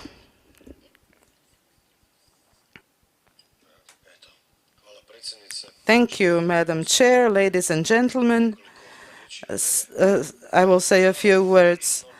Many of you have been talking about climate changes, and they are visible, and they influence agricultural production even now, and they will also affect the soil, that is the agricultural surfaces, in the future. By the new law, the European Union reduced the quantity of land to be used, and I support it because I support environmental protection. But if we look at the climate changes and the additional reduce of agricultural land, which are currently going on in the EU, we can conclude that the strength of the agriculture and the quantity of agricultural products that the EU will produce in the future will be significantly reduced. additional problems of the EU which are linked to agricultural production, food production, and with the habits of our citizens is the large quantities of food which is now being wasted and thrown. And if we look at the situation today, we definitely have to increase our attention and think more how to maintain the current levels of land in use, and on the other hand reduce food waste and influence the thinking and the behavior of our citizens, so that we all put more energy. We have to place more attention to these activities. Now I invite Mr. Dragan Kovačević, Chair of the Croatian Chamber of Commerce, to address us. Thank you very much, Mrs. Petir, for inviting us on behalf of the Croatian Chamber. I welcome you all. I would just like to say two things. Our members believe that CAP is pretty complicated, that it's administratively burdened, and that especially in the period to come it requires more flexible tools, and due to climate changes and natural disasters, political changes, that decisions have to be taken overnight almost, different intervention measures and so forth. So this system should be simplified. It's not only complicated for the farmers, but also for the state administration. So the second thing that our members say, that the ambition goals of green plan of the CAP significantly, together with the environmental plans, affect the competitiveness, and specificity, national specificity have not been taken into account. For example, Croatia is a big, important and a small producer. On the other side, we don't have the disasters on the field, but we do not look at the agriculture from the carbon print, but we more look at it in the economic sense for sustainability of agricultural production, where our farmers can have a normal income and keep living in the village, because we see young farmers leaving, especially the livestock sector has been deteriorated. We have old people taking care of the animals mostly. So the CAP should take into account different levels of productivity, and what Mrs. Petir already said, we have different starting positions. Thank you very much. Now I invite Mr. Krunoslav Zmajic, Dean of the Faculty of Agrobiotechnical Sciences in Osijek, to take the floor. Thank you very much for allowing me to participate here. I would also like to say that agriculture is our strategic field. We protect the rural area, environment, and the most important, production of food. I would like to say a few words about CAP. We as a scientific community discuss about it, where I would like to emphasize that Croatia joining the European Union and the single market has opened doors for us to financial means and programs which can help our farmers.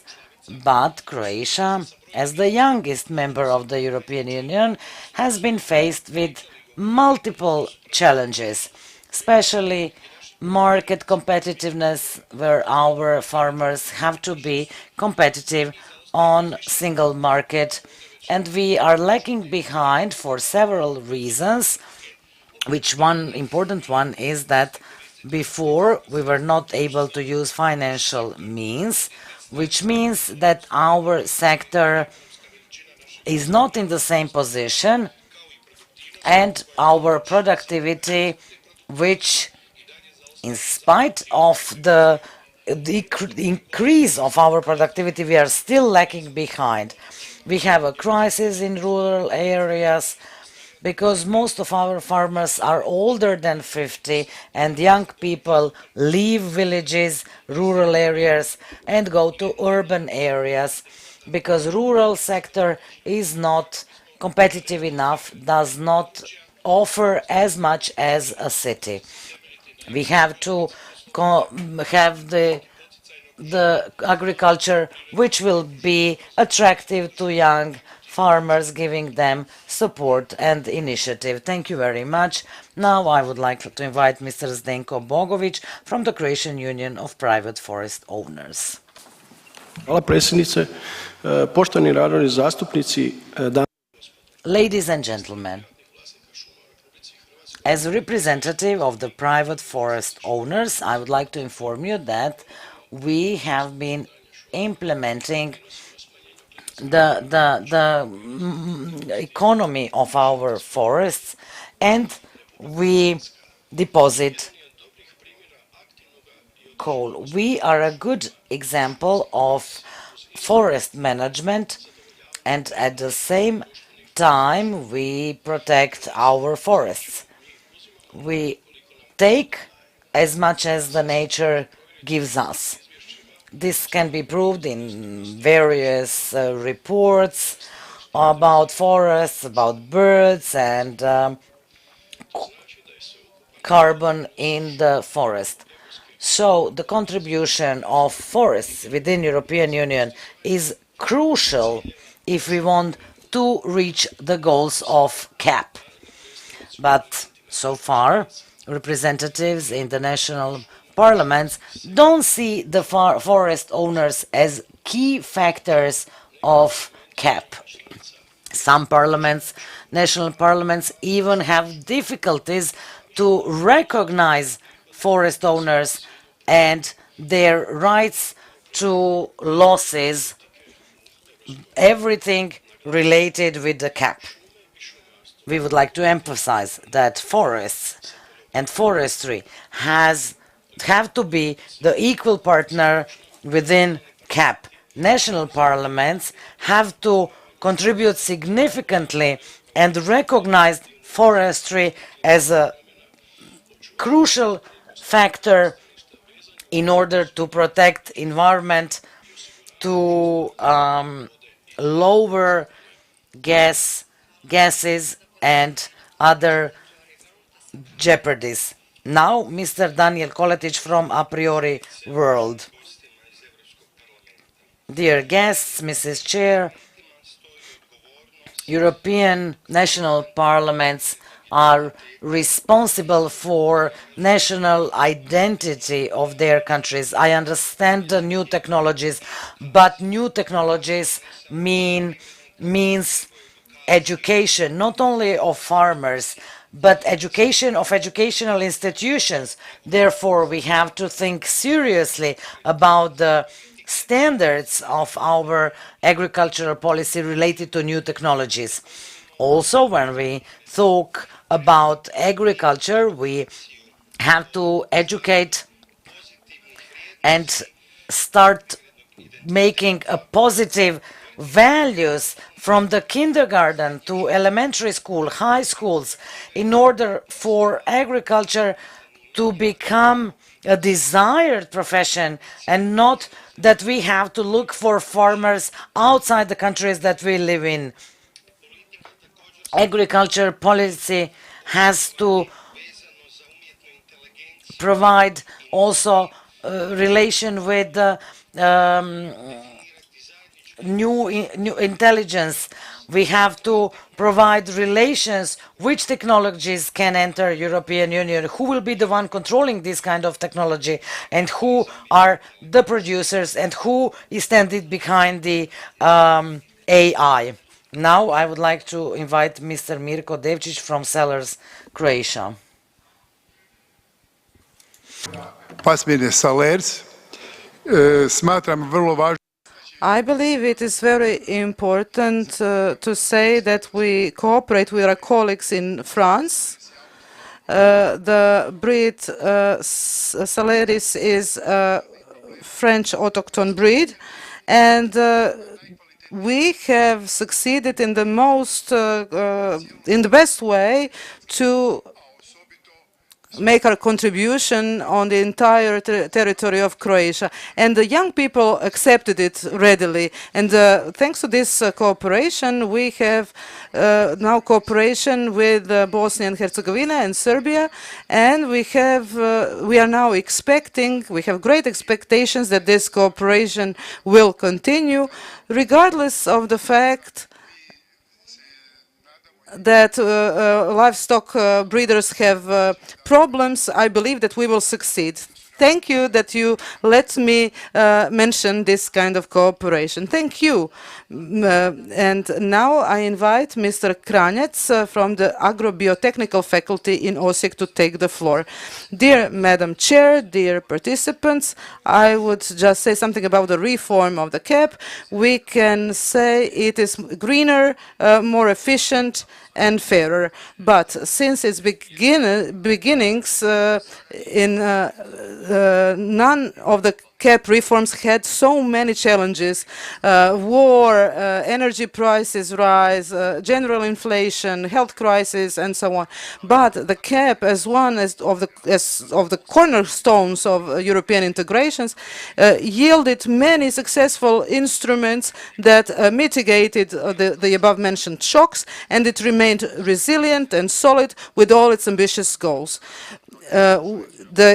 Croatia is the youngest member state, and it has great needs for investments. So we have to say what are its macroeconomic indicators in the sector. They were below the average. In the public space, we are talking about autonomy in food production. And with the introduction of the strategic plan, we now have the opportunity to set our own priorities and to redistribute the funds as we want. Our strategic plan recognizes the specificities, specific needs and goals. The academic community now has to play a significant role and gives it background information. So there is room for improvement, especially in the sector of connecting the decision makers and the associations of farmers and the academia for them to respond together to the increasing challenges and to tap the potential of this reform. The Commission can help us here, of course, and all other member states who also implement the CAP. And because the new reform is performance-based, let us not forget. We have similar challenges because we are part of the same single market. Thank you very much. And now I invite Madam Sunčana Pešak from the Association of Organic Producers to take the floor. I would like to greet everyone here and thank you for the opportunity. 96% of our agriculture production is on family farms. Since we entered the EU, we oriented towards consolidating the lands. And now we see that the reduction is, in fact, decreasing. Our productivity decreased from 58 to 31% of the European average. Our livestock is also getting smaller and smaller, and the vitality of the rural areas is lacking. In the coming period, we have to make a significant turn for organic production, because this is the only way that we can use the potential of us being a small country with great biodiversity and a big tradition of farming. In this sector, we can be competitive, but we have to invest into knowledge and into infrastructure and into organization. And we have to keep it GMO-free and protect it from new genomic techniques. It is not a question if Croatia can survive if production became organic. Yes, it can. More pesticides is not a solution.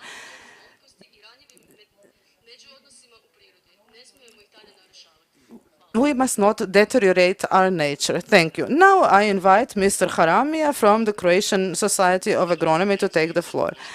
Dear Madam Chair, dear participants of the conference, I would like to greet you all on behalf of the Croatian Society of Agronomy, umbrella organization with 1,400 members. Croatia and the EU, of course, have excellent agricultural conditions for agricultural productions.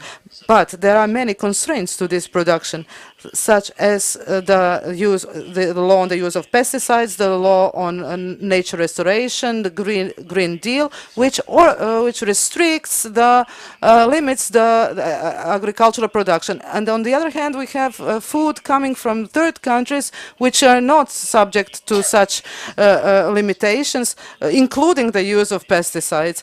In third countries, pesticides are used which are not even registered in the EU. So this is unloyal competition. So more sampling should be done when importing food from third countries. New pests are coming, new diseases are coming, so phytosanitary measures and security measures should be given greater priority. We have heard how many damage we have from alien species coming from other parts of the world. As for the production of rapeseeds and grains and fruits and vegetables, we should produce that because this adds value. Climate changes are, of course, a challenge, and here with new technologies, we should invest more in the protection from gale,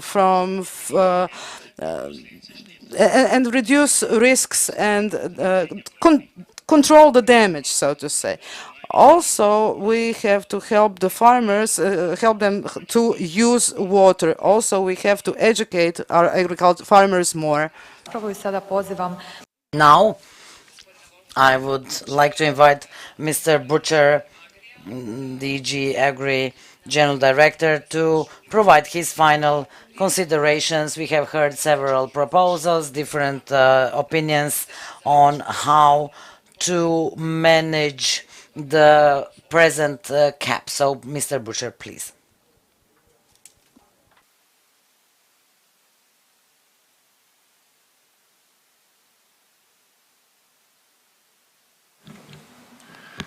Thank you very much for your very precious contributions. Let me just take 4 or 5 key points that I have understood are important for you in the context of this discussion. Firstly, about income support and inflation. I think it's true that direct payments are partly eaten up by inflation, as you have pointed to, but it's also a fact that the multi-financial framework is decided. The Commission has proposed now a review of the multi-financial framework, which in particular foresees additional funds to address the Ukraine crisis, and already this increase is very strongly challenged. However, we have tried in the context of investment measures, because they are also concerned by this inflation. If a building is more costly than initially foreseen, to ensure sufficient flexibility. Still on income support, I have very carefully listened to the remarks of the Swedish delegation that land should not be the basis of funding, but the services that are rendered. And I think this is a very attractive concept, and this will be a key discussion for the future of the CAP. But I think we need also to be aware of the downsides of changing our funding system. We are all talking about administrative burden and controls. If you have a plot of land and the funding is based on the land, this can be easily controlled. We have now Sentinel satellites that tell you the area is there. However, if you do not pay any more based on land, but whether you reduce pesticides, whether you reduce fertilizer, whether you ensure biodiversity, whether you ensure little water use for precision, for irrigation, all these well-justified commitments imply burden and control. We cannot ignore this because we are always discussing administrative burden and we have to simplify. The more we are targeted in our funding, the more complex it will become. We can try to, and this is particularly also you can try to design your funding schemes that they can be controlled digitally or whatever, but I think be aware, the more targeted and focused we are in our public funding, the more we will have challenges in terms of administration and control. Which does not mean that we need to lead this discussion, but this is my only concern since 20 years. I'm in this DG. And it's always about simplification. And permanently, for right reasons, we add obligations, commitments. So how do you want that this becomes simpler?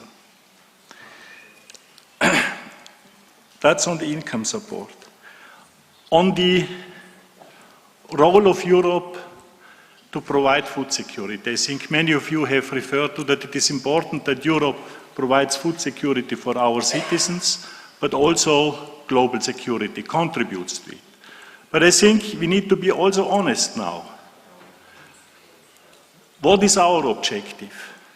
Do we want to have European self-sufficiency, or do we want to have an open strategy?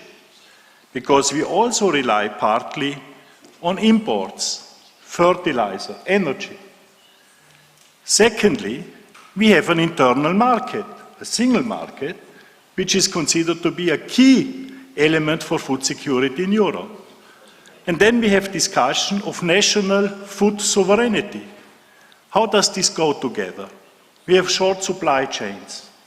So I think the challenge of the future will be that we really redesign the complementarity of all these elements. But I think nobody argues that we should have regional food autonomy. We will not succeed in that respect. So I accept that this is a very important discussion, but I've also seen now in the context of COVID crisis, countries who are imposing laws that 50% of food and vegetables should come from his country. Is this what we want? We need to be open. Are we in a single market, or are we now heading at regional, local, whatever, food security? And we need to be realistic because we also need to talk about the inputs that you require on regional and local level. On climate, I think you have very well designed the future. The future certainly will be that this will accompany our agriculture, our farmers, year by year. So what does this mean? It firstly means that I think for the future, our society, our political systems, our farmers need to invest much more in climate adaptation as we have done in the past. Somebody of you talked about water and irrigation. If this becomes such a precious element, we really need to invest in smart irrigation systems. So, because somebody, I think you have referred to, that certain parts in Europe will not be able anymore to produce food, which is really a concern, I think. So, we need to look at ways and possibilities to have investments which will be extremely costly in terms of climate adaptation. We need to continue in terms of climate mitigation, but we should not, nous nous trompons pas, il faut also a lot of things for adaptation. On the other side, and we experience it now day by day, if this natural disasters occur. Is it really the role of the European Union, the Union funds, to come in every day on natural disasters, if this becomes a daily risk? And I think there we really have also to apply to the mechanisms that are existing in many member states, where farmers' assurances are obligatory, where we have offered in the National Strategic Plan regulation that 2% of the funding is used for risk management, but very soon you will see our report and almost nobody has used it to do it for risk management. And I understand those who decide, because they all pray, hopefully we have no natural disaster. But they are coming.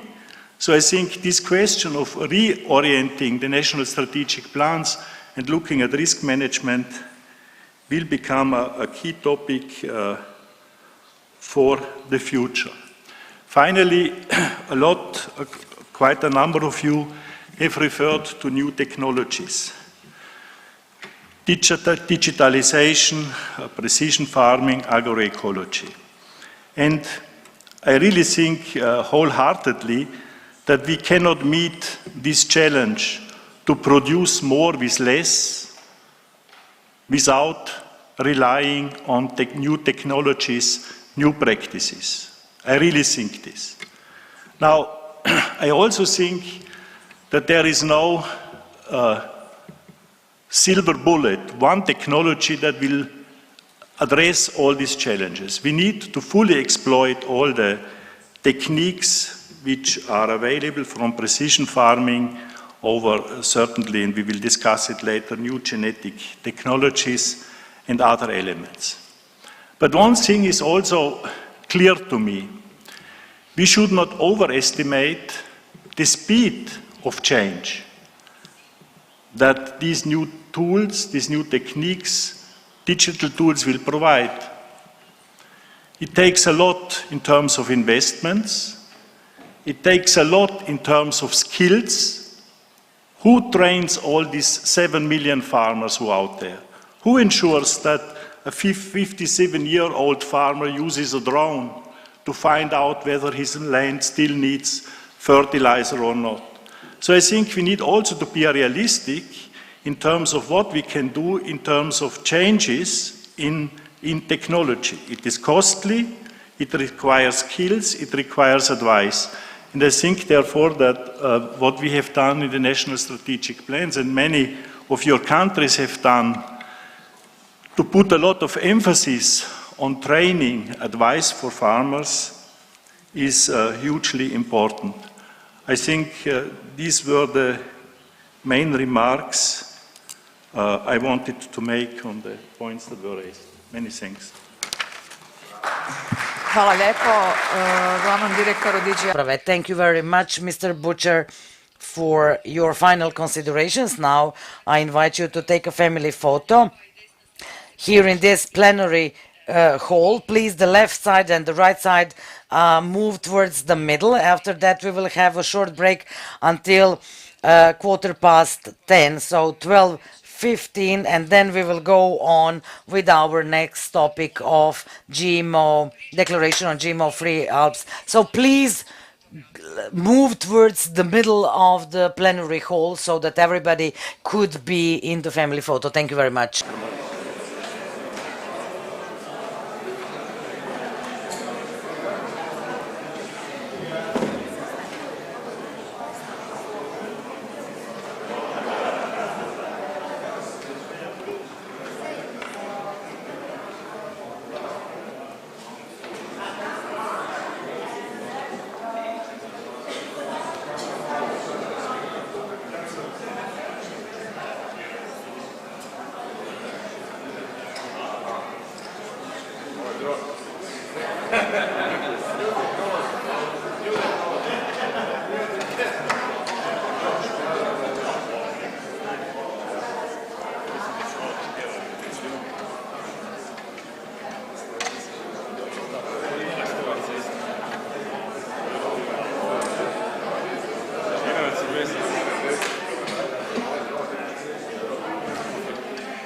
mislim da će ipak ovako.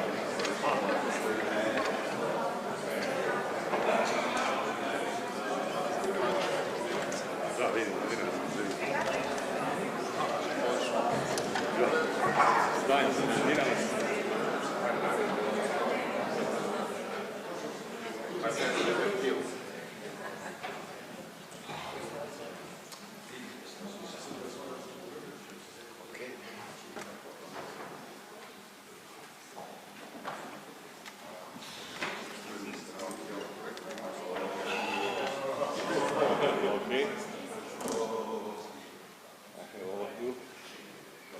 Everybody in the picture? Probably. Look at me, look at the camera, please.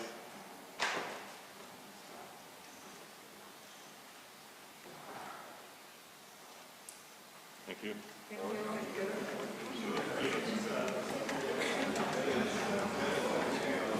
Ovo. Nije bilo veće.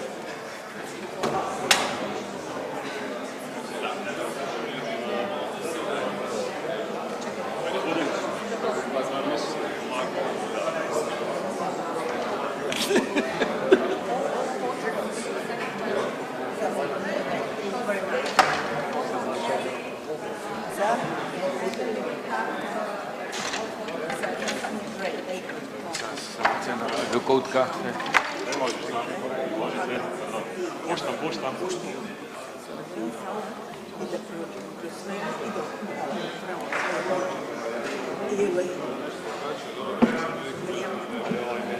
Da. Neko ono a nije onda ovako iza toga. Ili kako se ne ga one pripremno. Ja nisam poslala.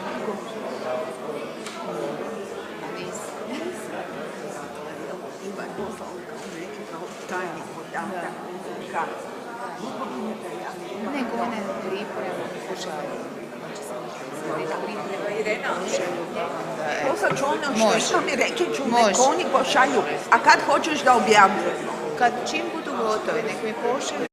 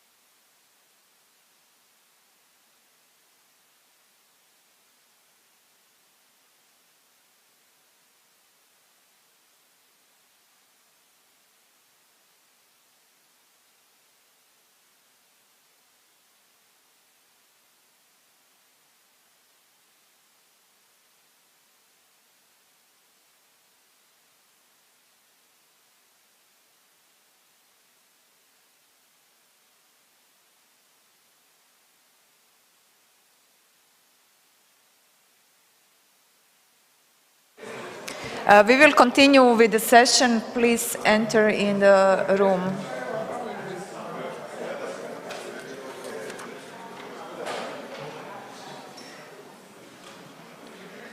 Please take a seat. Evo, prelazimo na našu drugu točku konferencije koja...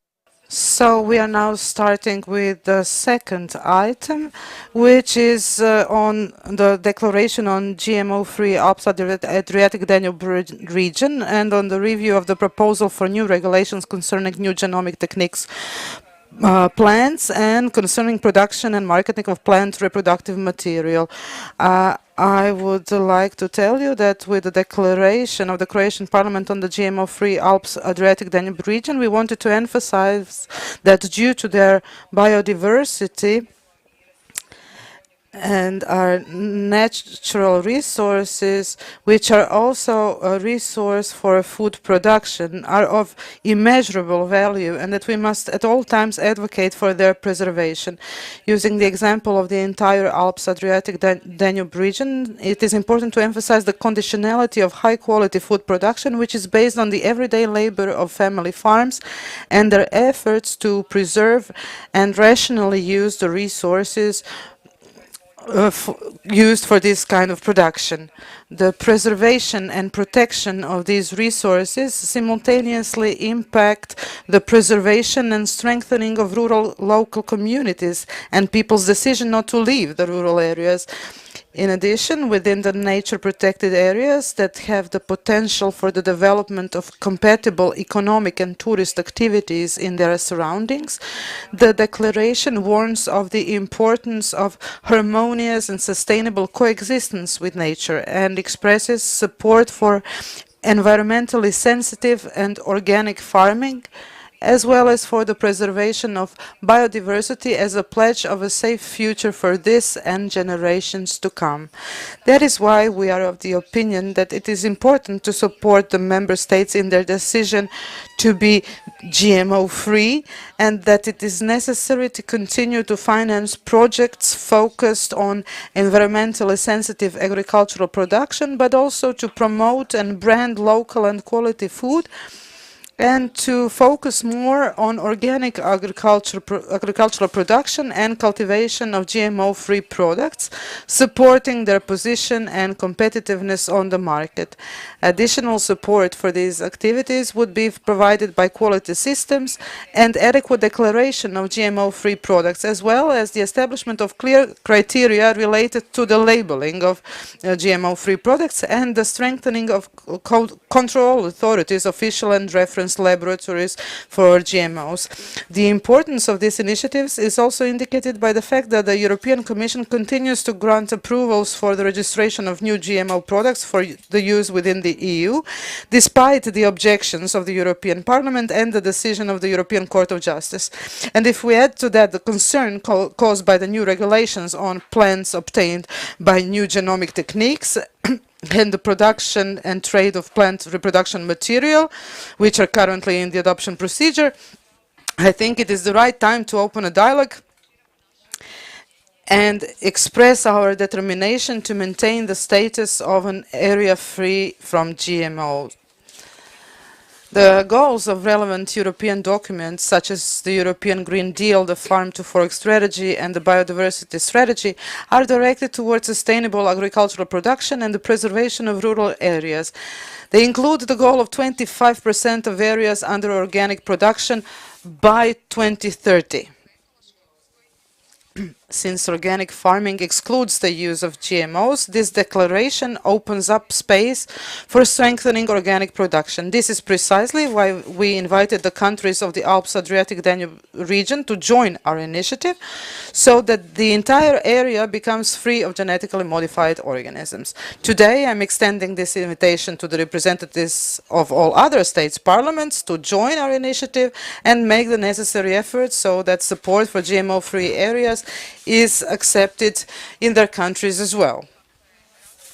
At the same time, as the discussion on the GMO-free status of countries is closely related to the abandonment of the use of glyphosate, We use this opportunity to encourage the European Commission to introduce compensations, that is, subsidies, for farmers who stop using glyphosate-based plant protection products, and to find an alternative through research and development for this type of means for plant protection. That is a substitute active substance that will be safer and less harmful for nature, the environment and the health of people and animals, and equally effective in plant protection and agricultural production. Now I would ask Mr. Sándor Fonta, the chairman of the Agricultural Committee of the Hungarian Parliament, to take the floor.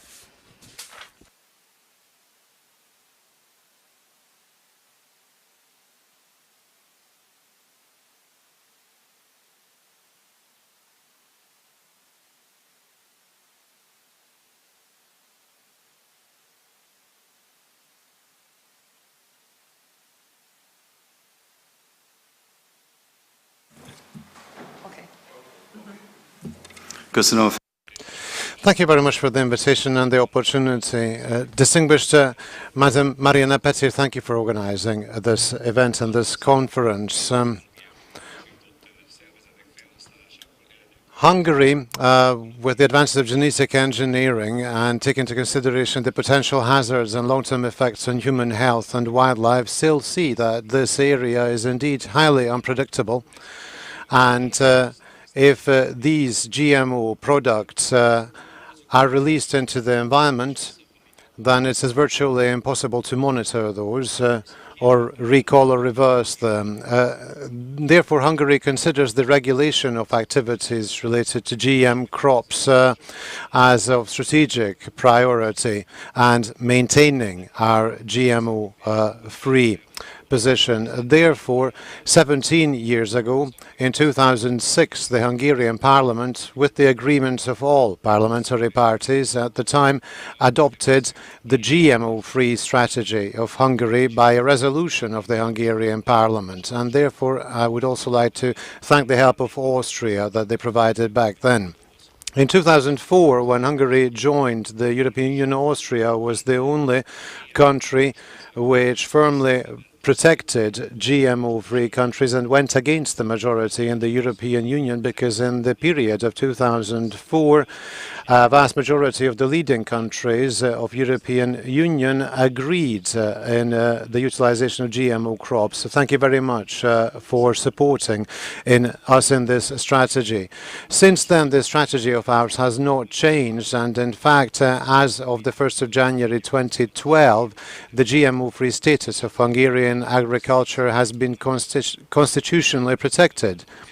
Article 20 of our Constitution states that everyone has the right to physical and mental health, and Hungary seeks to ensure that, among others, through an agriculture free of genetically modified organism. We were very happy to join the initiative of Madam Mariana Petir in 2011, when we decided to join the Alps Adriatic Danube GMO-free region, and we continue to agree with the objectives set forth therein. I would like to highlight that the European Commission, when it comes to the new GMO technologies and the plants with GMO, has provided a clear decision by the European courts in 2018, which states that the GMO's adequate procedure has to be utilized there, which means that separate permits have to be provided there. No GMO crop has ever been authorized for cultivation in Hungary. We are one of the largest seed-producing country, and therefore it is of high importance to Hungary that we avoid GMO products, and therefore we do our best to ensure measures and controls in the form of systematic approach from the authority, putting bans on those who wish to avoid our stringent regulation. Based on the GMO monitoring studies, it can therefore be stated that in Hungary there are typically no GMO containing foods on the market. Hungary, however, is still on weak legs in one position. Because we cannot produce the protein required for feed or fodder for animals, which means that soy mesh is imported into Hungary from South America, which means that such animals shall be reared. However, in 2016, we introduced labeling in which we differentiate between the food products that may contain GMO products and those which not, which means that the consumers, based upon this information, will fundamentally decide what type of foodstuffs they wish to consume. To sum up, it is our priority to ensure that only sustainably produced safe food reaches consumers in Hungary. One of the conditions for which is that we produce GMO-free food in Hungary to the extent possible. Hungary's goal is to develop a GMO-free food chain, which includes not only seed and feed or fodder, but also animal product production. Thank you very much for your kind attention. Thank you very much. And now I invite Daria Sokolic, the Executive Director of the Croatian Agency for Agriculture and Food. Dear colleagues, ladies and gentlemen, it is my pleasure to greet you all on behalf of the Croatian Agency for Agriculture and Food. I would give a short overview of soya production in Croatia and all the controls carried out in Croatia as far as GMO is concerned. The Republic of Croatia has very significant potential and resources for soybean production, which includes suitable soils, developed cultivation technology, educated producers, and most importantly, its own soybean cultivars developed using conventional plant breeding methods that are adapted to our agroecological conditions and are characterized by high values of agronomic properties. In addition to the nutritional aspect, the importance of soy is also exceptional from the aspect of sustainability of the ecosystem. As a crop from the leguminous family, through the process of symbiotic nitrogen fixation, it enriches the soil with organically bound nitrogen, which in subsequent vegetation reduces the need for mineral nitrogen fertilizers and directly contributes to soil fertility. This makes soy a describable crop in crop rotation in accordance with the objectives of the European Green Deal and the Farm to Fork strategy. The production of soybeans in the Republic of Croatia has almost doubled in the past 10 years, and soybeans are now the third most common crop on our agricultural land. At the same time, it is important to point out that almost the entire annual area of soybeans is sown with seeds that were produced and processed in the Republic of Croatia. At the same time, as the area under mercantile production increases, the area under soybean seed crops also increases. Soybean is one of the agricultural crops where our seed production ensures sufficient quantities of seeds for the needs of domestic production, and part of the soybean seeds is exported to third countries. According to the data from the European Association of Certifying Agencies for Reproductive Material, Croatia is the third largest soybean seed producer in 2023. Croatia recorded the largest area of seed soybeans in its history in the period 2022-23. The amount of certified soybean seeds being 8,402 tons. The Croatian Agency for Agriculture and Food, as part of the National Reference Laboratory for GMOs, conducts laboratory analysis, controls and monitors GMOs in seeds, food and feed. We are equipped with state-of-the-art devices for qualitative and quantitative determination of the content of GMOs. In addition to PCR analysis, we are equipped with devices for conducting serological analysis and other molecular genetic analysis. In the period from 2011 to 2022, a total of 5,582 samples were received and analyzed for the purpose of determining the presence of GMOs in seeds, food, and feed. And of the total samples received, 3,744 samples of soybean seeds were received through the co-financing program for analysis of soybean seeds, which is implemented by the Ministry of Agriculture, and 1,074 samples from the state inspectorate and other from private users. The proportion of positive samples was 2.83%. Usually these are from 4 to 5%, so we see that this is by half lower than the average. Based on the program of the Ministry of Agriculture on the co-financing of the analysis of soybean seeds for the presence of GMO, Croatian Agency for Agriculture and Food issues to seed suppliers and traders GMO-free labels, which indicate and guarantee that all certified soybean seeds produced and processed in Croatia does not contain GMO material. In this way, our soybean seeds become recognizable in the EU market and the market of third countries. Thus, our primary agricultural producers can choose soybean seeds that will ensure their GMO-free production. And maybe in the end, I would like to mention that our consumers are looking for products labeled as GMO-free, and there is this need to label such products in Croatia. We've initiated the drafting and the adoption of the law on the labeling of GMO-free products, and the law is now being drafted, and we will adopt also rules for implementation of this law. Thank you very much. Lijepo, gospođi Sokolić. Thank you, Mrs. Sokol. Sada ćemo imati nekoliko... Now I will invite Mr. Norbert Lenz, Chairman of the Committee on Agriculture and Rural Development of the European Parliament, to take the floor, please.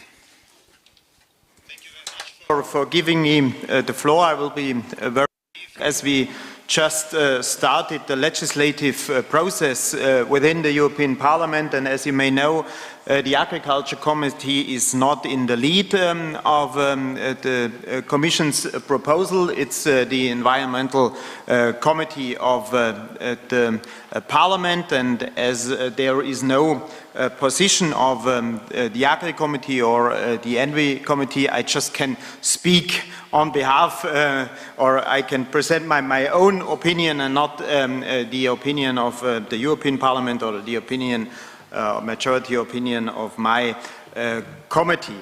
I think, and as you saw in my first speech, sometimes I'm a little bit skeptical when it comes to some proposals from the European Commission, when it comes to the new breeding techniques or the new genomic techniques, and I think this is the first controversial discussion, how should we name them. The Commission presented a very balanced proposal when it comes to the question how can it be guaranteed that there is a coexistence, for example, between organic farming and conventional farming, or between organic, conventional, and using new breeding techniques. For example, the Commission took into consideration the fact that organic farming will not be part of the new breeding technique legislation, not only when it comes to mutagenesis, but as well when it comes to cisgenesis. So that means that the Commission took into account that there is a political willingness or a political wish for organic farmers not to be a part of this new new legislation. And on the other hand, when it comes to plants and when it comes to seeds, the Commission took into consideration that there is a labeling, so all the plants which went through this new breeding technique process are labeled in the future. So as you can see with this, there is a controversial discussion within the European Parliament as well, and I not only take note of your resolution, this will be part of our discussion if there is some more flexibility for member states. I just wanted to remind you, when it comes to the question of climate change, when it comes to water scarcity, when it comes to the societal wish of less pesticides, which are there as an instrument to keep our harvest not only with quality but as well with quantity, we have to think about the question, should we really treat new breeding techniques the same as we did with traditional GMOs? I will leave with this and would ask you to take this question into consideration. Thank you very much. Hvala lijepo gospodinu Linsu. Sada pozivam. Thank you very much, Mr. Lenz. Now I would like to invite Mr. Berlakovic, Vice Chair of the Austrian Agriculture Committee, please. Thank you, Madam Chair. Austria has a long tradition and a long history regarding the issue of the use of genetic engineering in agriculture. In the year of 1994, the Parliament passed the first genetic engineering law. In 1997, there was a referendum in Austria regarding genetic engineering, and the broad majority of Austrian people are against GMO. In the year 2002, Burgenland, my home country, as you know, Austria is a federal state, we have 9 federal countries. Burgenland became the first federal state in Austria to become a GMO-free region, a GMO-free zone. And this was followed by all the other Austrian states over time. Together, the Austrian regions with Tuscany, Italy, they founded an alliance of Europe-wide GMO-free regions, and the goal is to avoid the cultivation of genetically modified organisms. This network of GMO-free regions grows steadily, and my information is that now about 64 regions in Europe part of this alliance. Austria has followed this path of genetic engineering free agriculture consistently. Genetically modified varieties approved in Europe are subject of a national ban or cultivation, as you know. And Austria said no GMO varieties in Austria. We accept that there are European countries who want to grow genetically modified varieties, but it's the decision of the country to do that, to give a ban. There were permanent attempts of the European Commission to overturn these cultivation bans. And then we started in the year 2009 the initiative to have the right of self-determination in the issue of genetic engineering. And this initiative was successful. In 2014, the European Commission granted the member states legally protected freedom to decide whether genetically modified organisms may be cultivated or not. Since then, EU member states have been able to determine whether genetic engineering is used on farms or not. Austria has also taken further concrete steps. We pushed forward the initiative Danube Soy project in 2012, maybe you heard of this. The aim is to reduce the dependence of genetically modified soy imports, especially from South America.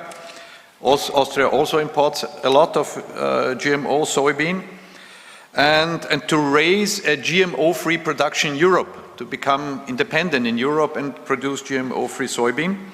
The organization Donau Soja, Danube Soybean, is based in Vienna, and at the moment 24 European governments have joined this initiative. The new genomic techniques are a special challenge as a time. So we have to discuss a lot about this. And as my dear friend Lynn said, the Austrian government does not support this. We are, my party, People's Party is member in the Green Party in the government. And we want a GMO-free production, but we have to discuss a lot also with the universities. Thank you very much. Thank you. Sada pozivam. Now I invite Mrs. Silvia Kolar-4 from Biogarden Association to take the floor. Poštovana gospođo. Dear Mrs. Petir, ladies and gentlemen, the EU has set high climate and environmental requirements, which we welcome. However, we fear that the new legislative proposals will do the opposite. In 2018, the European Court of Justice ruled that the products of new technologies are GMOs and that they should be regulated as such. The new proposal is the opposite of that. Complete the regulation and declaration of NGT1 category equals to conventional means denying the right to information about the food we eat and may result in new risks for health and the environment. Without the obligation to label food, without control mechanisms, it is not possible to prevent genetic contamination of crops and thus neither the entrance to free zones if they exist. There is no consumer protection, no freedom of choice, no return once such organisms end up in the environment.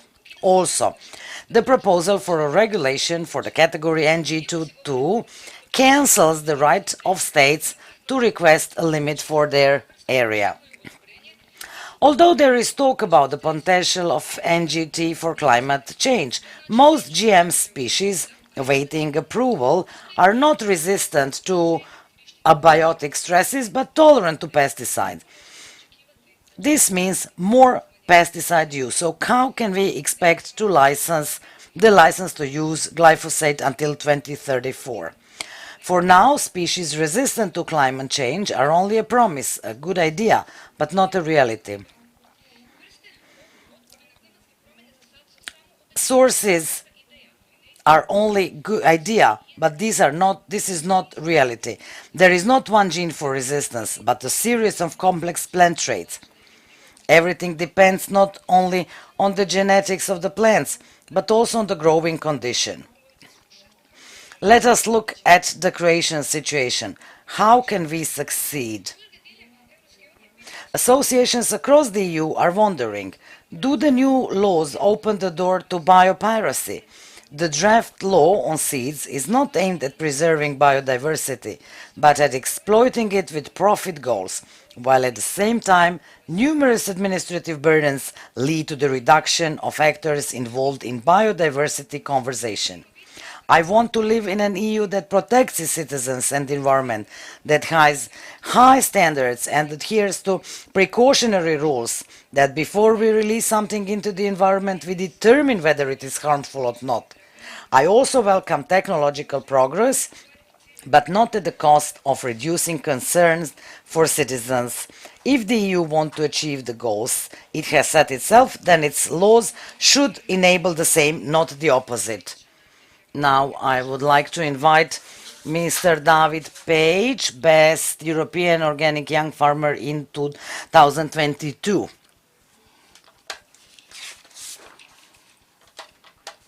Ladies and gentlemen, distinguished guests, I appreciate the opportunity to speak today. I stand here both as an organic farmer and as someone deeply committed to our ecological future. Croatia being a GMO-free zone is something I take personal pride in. It's not just a title, it's a commitment we've made together for a sustainable future. The EU aims for 25% of its farmland to be organic by 2030. But at the same time, there's talk about allowing new genomic techniques, NGTs, in conventional farming. These goals clash. Aiming for more organic land while at the same time making conventional farming less organic is not just a contradiction, it threatens the very vision we claim to support. Science can open doors, promising us a better future, but history teaches us to be careful. The environmental damage done by chemicals like DDT and the long-term health consequences of leaded gasoline had not just local but global consequences.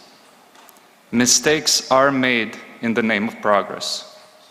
So when we speak about the safety of NGTs, let's remember that today's innovation may be tomorrow's regret.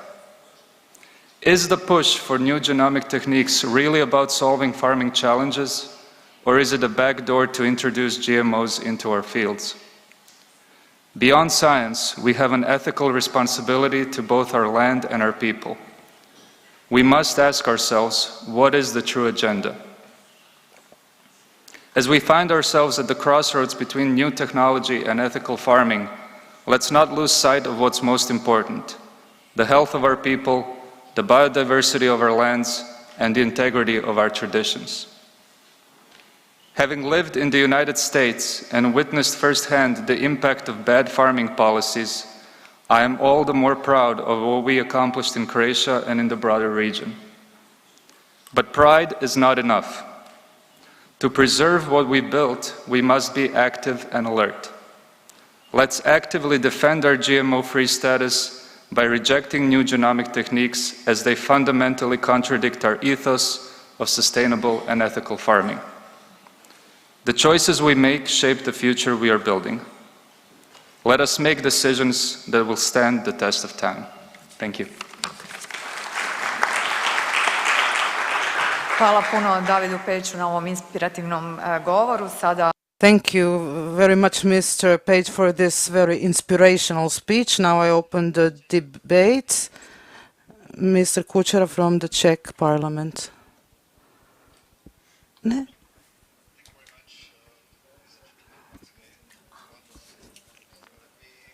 Something from our point of view. The Czech Republic respects intention to create a GMO-free area in order to promote national organic farming and the cultivation of organic production in other areas of Central Europe. But at the same time, we work that this initiative should not create barriers to the European single market. From our point of view, the issue of agriculture should be approached holistically, taking into account international trade, climate change, pest migration, restrictions on the use of pesticides, the war conflict in Ukraine, and the fulfillment of other objectives of the Green Deal for Europe. The Czech Republic leaves it up to the farmers to decide what system of agricultural production they choose for their farming, and also supports them in the application of modern technologies, because it is the introduction of new technologies and innovative breeding techniques into practice that we are considered crucial to strengthening the competitiveness of European production and facilitating the transition to green farming. Thank you. hvala vam lijepo. Sada pozivam gospodina. Thank you very much. Now I invite the representative of the European Parliament to, or of the Cypriot Parliament to take the floor.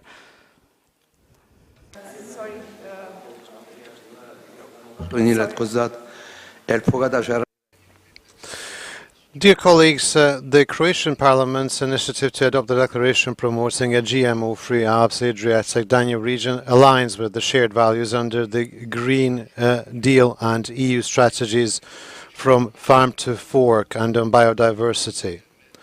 Protecting biodiversity and environmental sustainability is crucial for local farmers, preserving the area's biodiversity and ensuring long-term prosperity and food security. Cyprus is concerned about the safety of GMOs for human and animal health. Privatization of genetic resources and monopolies at any stage of production and marketing of plant variable varieties and their products must be avoided. They must be avoided because this would limit farmers' free access to new varieties, and it would also reduce biodiversity. Farmers should be allowed to use seeds from their own production and those derived from new genomic techniques. We should also avoid hybrids and restrictive breeding mechanisms. Access to new varieties for small seed companies should also be guaranteed. Also, varieties adapted to local climate conditions should be developed in order to ensure EU agriculture and farmers remain competitive. Finally, the EU must ensure an effective and scientifically sound regulatory framework for new genomic techniques, investing in research and development of new technologies and cultivation methods to improve productivity, quality and safety to strengthen the EU's global competitiveness. It is also very important to inform and train farmers about new genomic techniques and technologies for product production, which will help improve the prospects for wider acceptance of these products. Sada pozivam zastupnika Antonija Becinu. Now I invite Mr. Becina from the Maltese Parliament to take the floor. To date, the cultivation of GMOs in Malta has been prohibited. Thus, without doubt, Malta is in favor of the initiative to keep the Alps-Adriatic-Danube region free from GMOs. The main reason for Malta being in favor of the prohibition of GMOs being that the cultivation of GMO-free agricultural products will preserve the biodiversity and ecology of our environment. Although the main scope of GMOs and NGTs is to meet the demand for food in an ever-increasing population in the world, serious and trustworthy studies must be undertaken to quantify in real terms the safety of food production through GMOs and NGTs. On the other hand, it shall be the prerogative of each member state to decide whether to leave its country GMO-free or not. Thank you. Hvala vam lijepo. Sada pozivam zastupnicu Anu Kalmari iz Finskog. I invite Madam Anne Kalmari from the Finnish Parliament to take the floor. Nice to meet you here, everyone.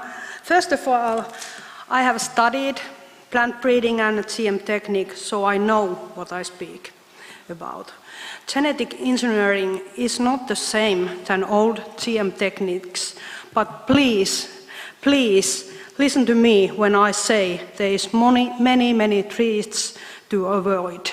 First, genetic engineering is used to legitimize patents on seeds and animals. If we don't require patented genetic material to be traceable, will all operators in a food supply chain be exposed to significant legal uncertainty as to what they can or cannot do due to patent infringement concerns? This would treat the innovative European way of breeding. It could lead to a few big companies controlling the seed industry. Secondly, to make our food system sustainable, we should move away from quick fixes with unproven technologies. Genetic engineering, with its promises of sustainability, focuses too much on genes and traits and ignores how crops interact with their surroundings, like soil health and relationship with other species and fairness in farming. Is this the kind of innovation Europe needs for environmental challenges? Thirdly, glyphosate is not a very harmful plant protection agent compared to others, but it should not be used on living plants during the growing season. And fourth, and finally point, it's essential that even new technique GM products are clearly labeled. We have to keep the organic products completely GMO-free even in the future. European Union policies should prioritize strong and sustainable farming practices that consider the whole ecosystem. The potential benefits of new genetic technologies shouldn't weaken the US standards for protecting the environment and giving farmers and consumers choices. Dear participants, for pure food for our children. Hvala vam lijepo. Pozivam gospođu Katju Deđovani iz Malteškog. Now, Mrs. Katja Dejvani from the Maltese Parliament, please take the floor. Hvala. Regarding the declaration on the GMO-free Alps, Adriatic Danube region, to date, Malta has prohibited the cultivation of GMO cultivars within the territory.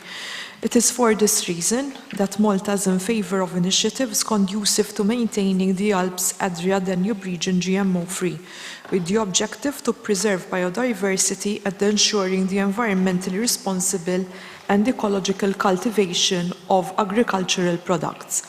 Malta is in favor of any food technology satisfying an increase in food demand, but we are also in favor of a rigorous approach concerning food safety.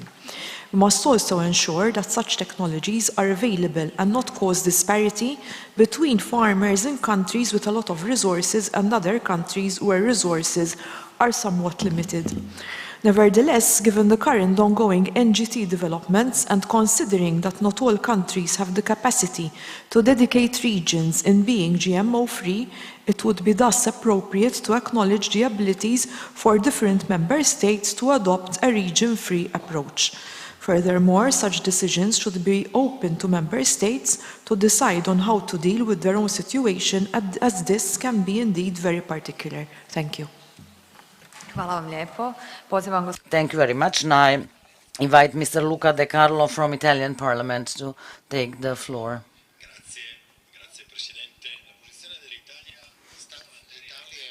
The position of Italy is very clear. We have to produce more and better. Otherwise, the alternative is to give up to the synthetic food. So the first reason that we banned synthetic food in Italy, because we don't believe that people should people have the right to have quality food. Everybody has the right to quality food. So this is the very important task for our country. Europe has not helped us in the previous years. On the contrary, it brought us to difficulties, because when we talk about sovereignty, food sovereignty, since 2022, let us look at China, Russia. They have all increased, US also increase the production of such food. So we have to produce more and produce better. Our parliament 2 months ago adopted regulation that we can use on the ground new genomic techniques in order for us to have instruments to adapt to climate changes and to use less inputs, technological instruments. We see the price increase, what Russia has done with artificial fertilizers. They also increased their prices. So we have to have tools to fight hydric crisis for the plants which we use, because the plants use less water. So the goal is to have sovereignty on national and European level. We are independent, whether we talk about any kind of agriculture product except soya bean. So we have to reward them as well. Now I invite Mr. Željko Rističević from Serbian Parliament to take the floor. Nisam Željko. Hvala. Zahvaljujem na pozivu. Što se tiče Srbije. Thank you for your invitation. Since 2009, Serbia banned GMOs, so we don't have this problem. But I am afraid that the needs of global population and the production could suffer. That is, that the supply is not significant, is not enough for the demand. We bear consequences for banning GMO. Livestock farming is getting more expensive, and some countries that haven't banned GMOs are in fact more competitive than us. Further in the chain, this brings to the degradation of the agricultural land because there is less production in livestock farming, and here this means less effluents and less manure. This means that we use more mineral fertilizers, artificial fertilizers, which degrades the soil. We are, in fact, waging war against GMOs, but in fact, we are causing damage to the soil. I am a farmer, and if we degrade our soil, we will, in fact, eat the next generation's bread. I have been listening to all the debates all day long, so I think that the farmers should be more involved in decision making and in the debates relating to agriculture. If we want to have new generations on the rural areas, we have to create better conditions for them. Thank you for inviting me. Gospođu Maju Žulj-Mihaljević iz udruga Biovrda. Now Mrs. Maja Žulj-Mihaljević from Biogarden Association. Good afternoon, everybody. I have been working for 10 years as a scientist in Croatia from 2012. When we talk about genomic techniques have improved a lot. For us, the scientists, it was always very difficult to see what is the interaction between these plants, and actually I believe that today we know very little about their influence. I believe that we cannot use only the data by technological companies and this kind of industry, because we need objective science, and we have seen in the previous years we need a factor, and this is time. We need long-term effects to be estimated, because we cannot do that now. We cannot go with some rapid regulations, legislations, which will just say whether the GMO is good or not. For my students, it was very difficult to remember what are the genomic techniques. So I will tell you what are the new genomic techniques. One of the most important is CRISP method, where in the very DNA you put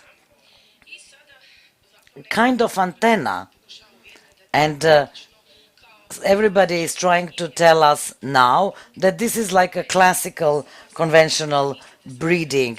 So if you only imagine this kind of procedure, you are obviously well aware that it's not the same. Being a consumer myself, I want to be well informed how was the food on my plate produced. I believe that certain promises that we will save our climate with this are far from reality, because these are very complex features which cannot be changed by one genomic transformation. There are also classical breeding methods which enable us to obtain sorts by classical methods. I believe that the Republic of Croatia has to react to this new regulation and raise its voice against it, because otherwise this declaration of the GMO-free area will just be a mere word on the paper. Now I invite Mr. Romeo Jukic, the President of the Croatian Agronomy Chamber. Good afternoon. Of course, we welcome this initiative of GMO-free region. We have all the measures on the use of pesticide in force. We can be proud of that. I come from a region where 220,000 hectares are GMO-free. Croatia has very high developed seed soya production. We have technologies for further development for the production of GMO, but we cannot be dependent on other companies. But some other countries have not come to that level, so we have to be very careful about who we choose. GMO is a huge question. We have very few answers to that. We don't know what will happen to the generations to come. We are not the owners of our land and this resource. We just lended it. Look at other countries where they experimented with the GMO.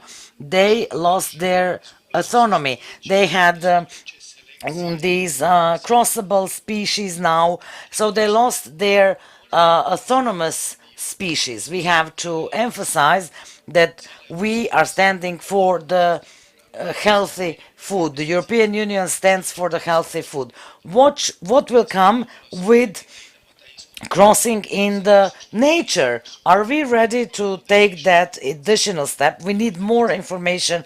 We need more transparency of the data in order for us to discuss that, to research that, because we don't want to take a decision unilaterally. That's it. Thank you very much. I sada pozivam gospođu Sunčanu Pešak iz Udruženja ekoloških Now Mrs. Sunčana Pešak from the Ecologic Producers Association.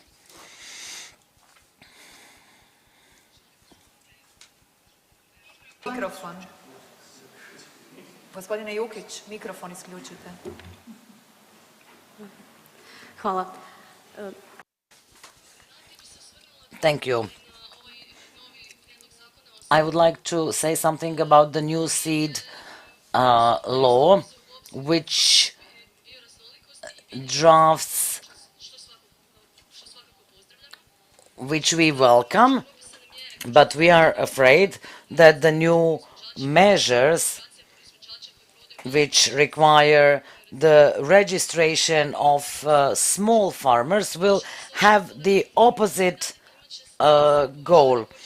It will only be the higher usage of herbicide, and it will potentially endanger the production and open doors to all sorts of production, which is against the farm-to-fork strategy. Croatia has all the regulations about the following of the seed and is standing by that. We are working a lot on these amendments through models of cooperation with farmers and the seed bank, and we use plant bio resources in order to maintain such kind of organic production. We don't want GMO labeling. We have to adapt to climate changes. It's not only the genetic ideas, genetic answers, or when we talk about the diseases, we have to do research on the real ecological solutions because they exist. We don't have other solutions. We will have to work together in order to improve the system. Thank you very much. I sada ću zamoliti glavnog... Now I would like Mr. DG Agri Director Burcher to give his final considerations on this topic, maybe tell us more about the European regulation. Thank you very much. Thank you very much for your contributions, and I think it shows how complex the issue of new breeding techniques is, also for the European Union. There are, on the one side, those who consider for ethical reasons, for reasons of the precautionary principle and the protection of human health and biodiversity, that these techniques should not be used. And there are on the other side those who, for the reason of ensuring food security, but also sustainability, praise the use of the new technologies. Both argue with ethical reasons, and rightly so. I think ethics plays a key role in these discussions, and Mr. Page has referred to the ethical considerations. But I think also the other side argues with ethical considerations. If we want to have enough to eat, and if we have to produce it more sustainably, we have to reduce pesticides. And we know that why we have to reduce pesticides, because there is already evidence that this is harmful to human health. We have to reduce nitrates and fertilizers because there is evidence that this is harmful for humans. It's also about 250 million people today suffering from having not enough to eat.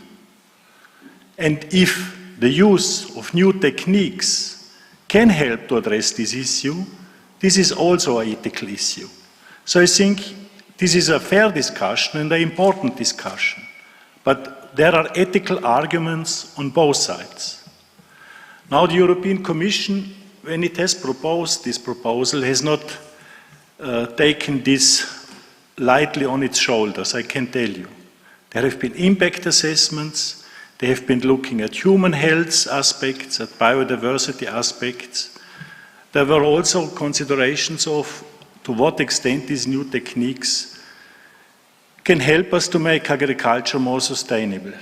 This morning, the professor from the Academy of Agriculture, he has indicated that parts of southern Europe, because of the drought and the non-availability of water, will not produce food anymore. This is what I have heard. So what are the replies?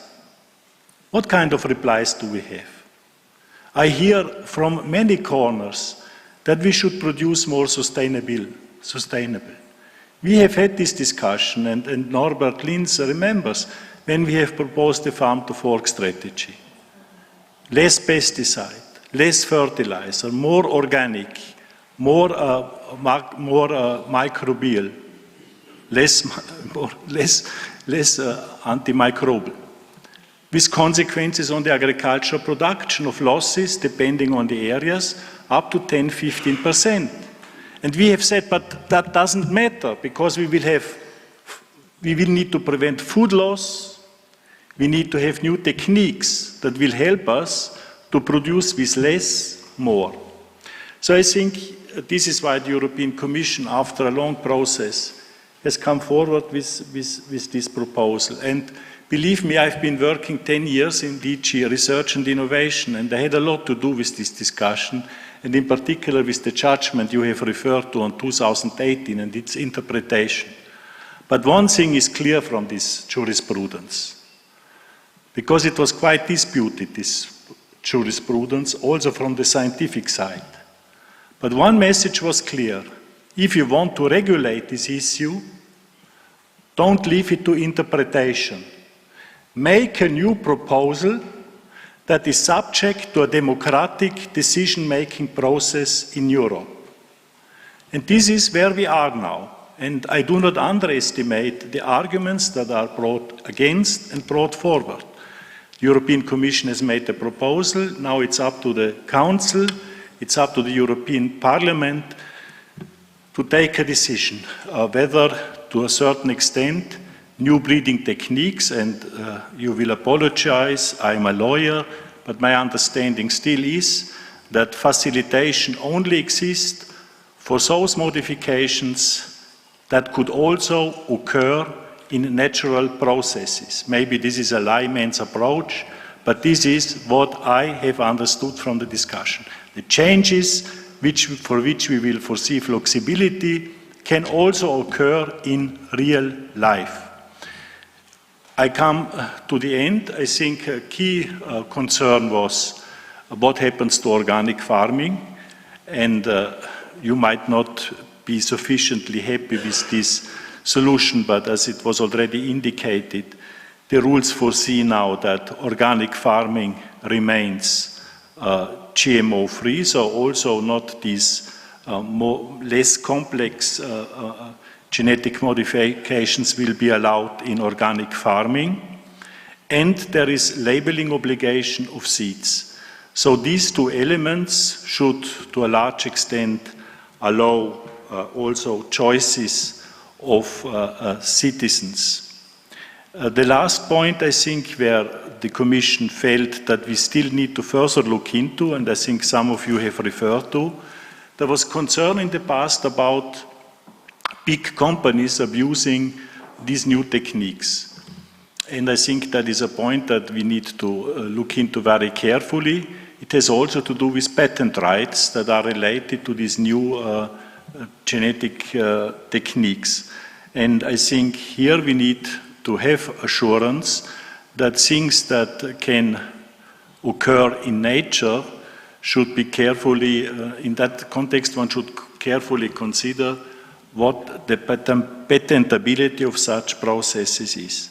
So I think, if I may conclude from my side, I have difficulties to conclude, Chair, because I'm on one side in these discussions, but still I feel that both sides have good arguments, and let us leave it to a democratic decision-making process. We will see what happens. Thank you. Hvala lijepo gospodinu Burčeru. Thank you very much, Mr. Burčer. It is important for us that you hear what national parliaments think and what farmers think, so that the decisions that the Commission makes are not unilateral. Now we switch to the third item, the initiatives of national parliaments, and we know that the committees of national parliaments can institute political dialogue with the European Commission. Our committee in the Croatian Parliament is doing it regularly, and we will hear something about it by the deputy chair of the Croatian Parliament Committee on Agriculture. Now I will invite Madam Jena Simula, the chairwoman of the Committee on Agriculture and Forestry, of the Finnish Parliament, to hear what the Finnish Parliament does. What is the main mission of the agriculture? Food. To produce food to our people. And who produces the food? Farmers. People who devote their lives to maintain our most critical sector of safety, the knowledge and ability to grow food even in harsh conditions. This knowledge passes from generation to generation. It evolves, but only if we give the respect and opportunity to it to grow. So, eventually, it is about people who produce food to people. To maintain and look after nations' food security in every situation that comes across, we must take care of the farmers and their needs. Currently, and I'm sorry to point this out, we don't take care of the farmers as well as we should. Farmers are exhausted, overemployed, and the compensation is not enough despite the importance of their work. Dedication doesn't feed the farmers nor their families. While the prices are rising, there is even harder for farmers to cope with it. It wouldn't be acceptable in any other industry of business to maintain as low income of the work. We have to make decisions that help the farmers to cope with rise in cost of production, the environmental changes and other crises. And on the other hand, we shall not make decisions that cause more problems for them. For that being said, we have to appreciate the work what farmers do as well. They indeed deserve more respect, and by educating people about agriculture, the appreciation should be rising. Farmers are not a threat to the environment. For example, far north in Finland, grazing, grass-eating cows and other livestock are natural carbon binder, and it has been this way for ages. If we don't take care of the continuity of livestock farms, we will soon be eating meat imported from outside the EU, and we are all aware of the fact that livestock is kept there in completely different conditions. In Finland, we don't want to eat Brazilian meat. We don't want to eat Chinese berries. We want to produce our own food, which is pure and free from antibiotics. As politicians, we must make decisions that don't allow unreasonable harm to happen to our farmers. And we must ease their lives in every way we can and solve the problems they are having. In Finland, several sheep farms have faced a huge loss when a single wolf or wolf pack has killed almost the entire flock of sheep. Not always because of hunger, but for example because they teach their puppies to hunt. Due to strict protection, wolves have lost their natural fear for humans. Soon there are no sheep farms in Finland if this doesn't end. Wolves also repeat the same behavior pattern to hunting dogs, which is a big problem too. It just kills me to see sheep and dogs killed by wolves. And for Finnish people, it feels like there is nothing they can do. They are frustrated. Hunting dogs, they are not just dogs, they are members of the families. Finnish hunting culture is threatened if hunting dogs can no longer be used because of wolves. And the value of meat we hunt in Finland is over 60 million euros, and there are 300,000 hunters in Finland. Wolves' protection status needs to be changed. We will overcome all the challenges that future throws on us if we manage to take a better care of the farmers and when we recognize national differences and needs and respect them. Hvala vam lijepo. Sada pozivam Yanakisa Gavriela, predsjednika Odbora za poljoprivredu. Now I invite Mr. Yanakis Gavriel, the chairman of the Committee on Agricultural and Natural Resources of the Cypriot Parliament.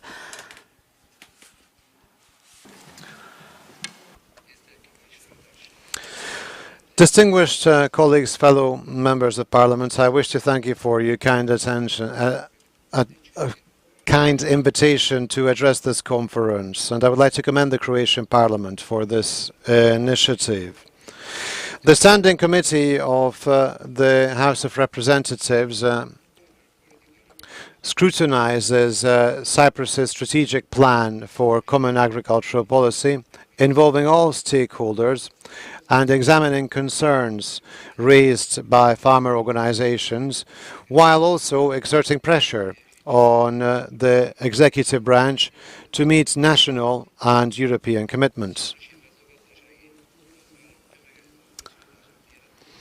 Due to the mass mobilization of the Cypriot agricultural movement, which protests against the adoption of the proposal for a regulation on the sustainable use of plant protection products, the committee convened a series of meetings and also decided to listen to the concerns of farmers in relation to the adverse effects of specific provisions of the legislative proposal.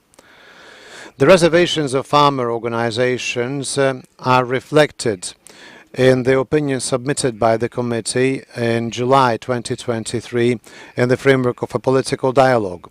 It is also worth noting that the committee shares the reservations and concerns voiced by numerous national parliaments and farmer organizations across the EU.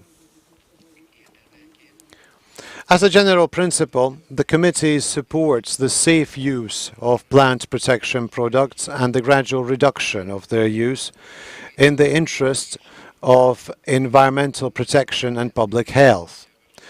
However, we have also expressed concerns on specific aspects of the proposal which would require some improvement. The major issues raised by the committee are the following.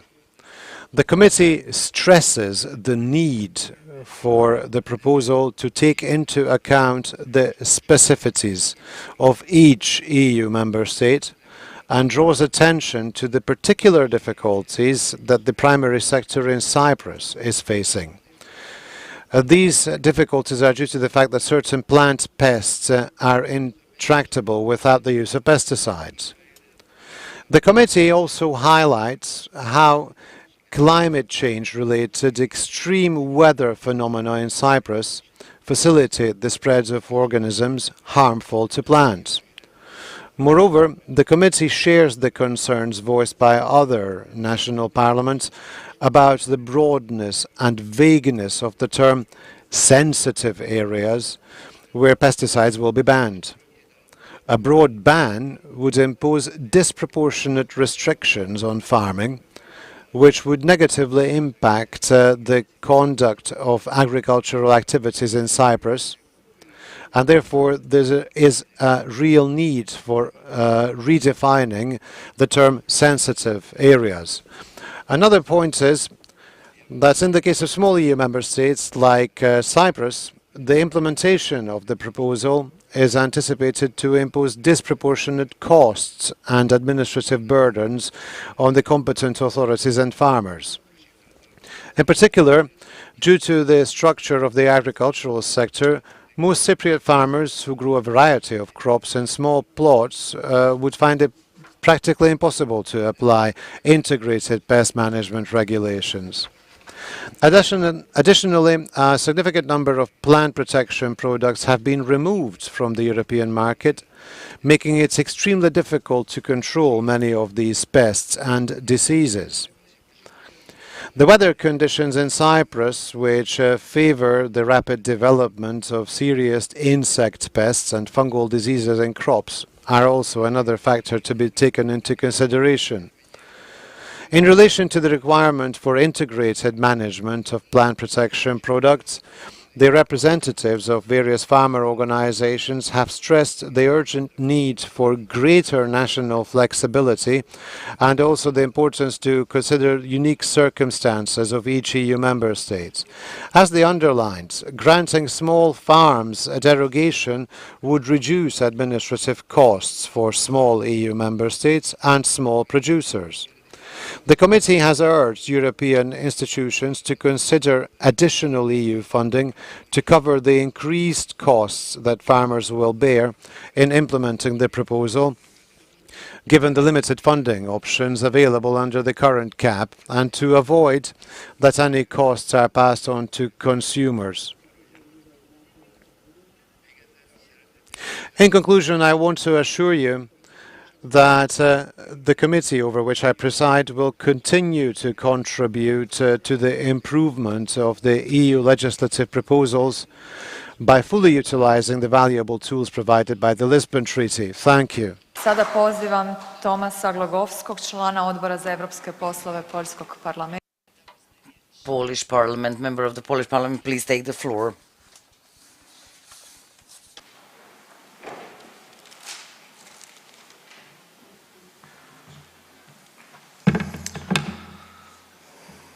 Dear colleagues, I would like to thank Madam Chairman and Croatian Parliament for the invitation to discuss about European agricultural policy.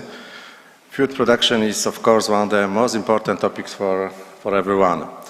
I would like to use our today's meeting as an opportunity to say a few words about an aspect connected with agriculture, which is now very important in Poland, widely discussed in my country.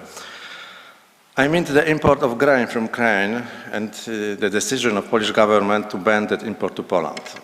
First, I would like to underline that I'm representative of the largest opposition party in Polish parliament, so I'm talking about from the opposition point of view, of course. I'm sure you all know that Polish aid to Ukraine has been huge, still is huge, and there is no political conversion about this. But already last year summer, the Polish opposition warned the government that uncontrolled opening of borders to Ukraine's grain would be ruinous for Polish agriculture. Of course, we didn't mind transit, but grain that would to remain in Poland. Our warnings were not heard. A lot of Ukraine's grain was important to Poland. It was cheap, often very poor quality grain, out of any standards very often. Polish farmers could not sell their grain. There was no place to store it in Poland. The government took panic actions to find solution from this situation. The problem is still big. It applies not only to grain producers, but also to fruit producers and chicken farmers. Interestingly, the list of Polish companies that earn a lot of money importing grain from Ukraine was kept secret by Polish government. Now it's one of the important topics during election campaign in Poland. Election will be in 3 weeks in Poland. From our opposition point of view, we criticized both the Polish government and European Commissioner for Agriculture, Janusz Wojciechowski, delivered from the Polish ruling party, for not being prepared to open the European Union borders to the import the Ukrainian grain and for the lack of protectionist programs for farmers. And the last Polish government's reaction was unilateral decision to ban grain imports from Ukraine. We think it would be better to find common solution in this situation together with our European partners and Ukrainian neighbors, Ukrainian friends. I hope it will be happen soon. Thanks. Hvala vam lijepo. Sada pozivam zastupnicu Katju De Giovanni iz Malteškog parlamenta da se obrati.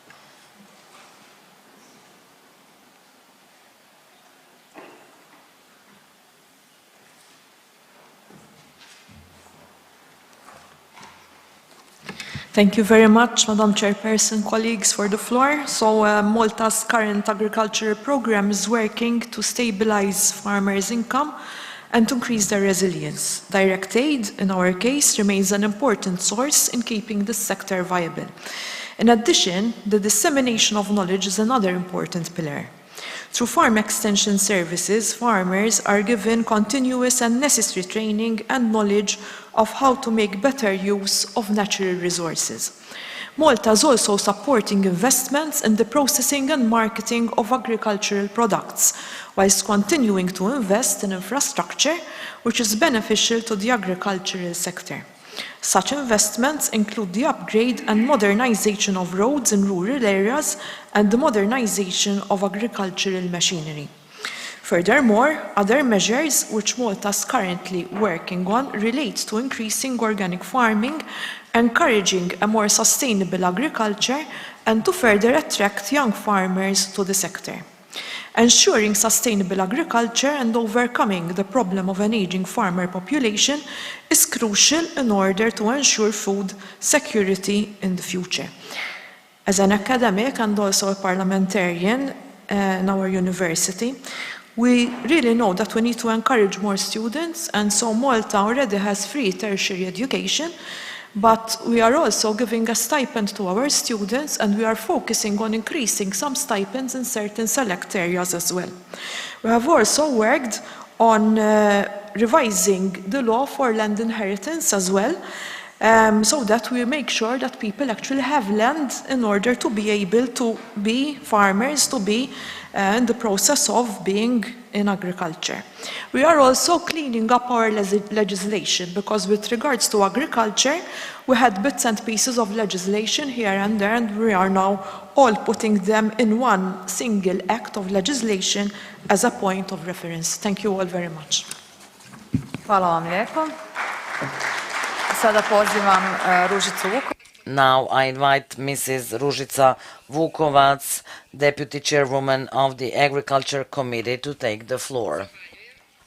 Thank you very much for opportunity to discuss such an important issue. As a deputy chairwoman of our committee, I would like to say that our committee has already started political dialogues with the Commission related to the support of bee colony in order to evaluate the pollination role. Then during the economic crisis at the European Commission, we asked for activities at European level to provide support to industry of mineral fertilizers in order to have sustainable agricultural production. We also exchanged opinions and the new framework of CAP.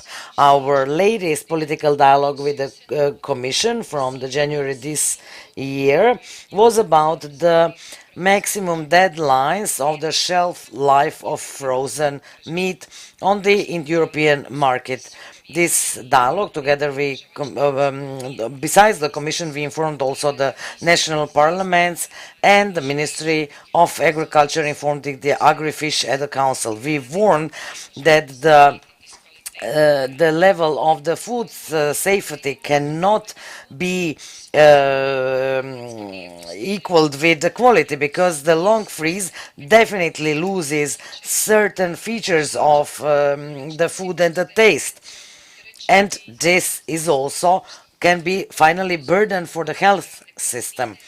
Due to this low gap, knowing that the same products at the market can be found at much lower prices, we have disloyal competitiveness between four European agriculturals. We are still waiting for the answer to these dialogues, and since today's conference is also a part of political dialogue, we hope that we will soon have these answers. I would like to say that for us parliamentarians, we are well aware of the authorities of the executive and legislative government authorities. You will definitely agree that the influence of national parliaments on defining European politics is very modest, but later this is so important for all the member states, and taking into account that we as members of parliaments are always in contact with the producers, with the local community, that we are well aware of the problems that they are dealing with. It is so important to find the models to strengthen cooperation between national parliaments and European Commission. In that sense, further support could be more transparency from the Commission, but also more information about the issues that national parliaments articulate towards European Commission. Thank you very much. Thank you, Mrs. Vukovac. Now I would like to ask Mr. Krunoslav Zmaj, the Dean of the Osijek University, to take the floor.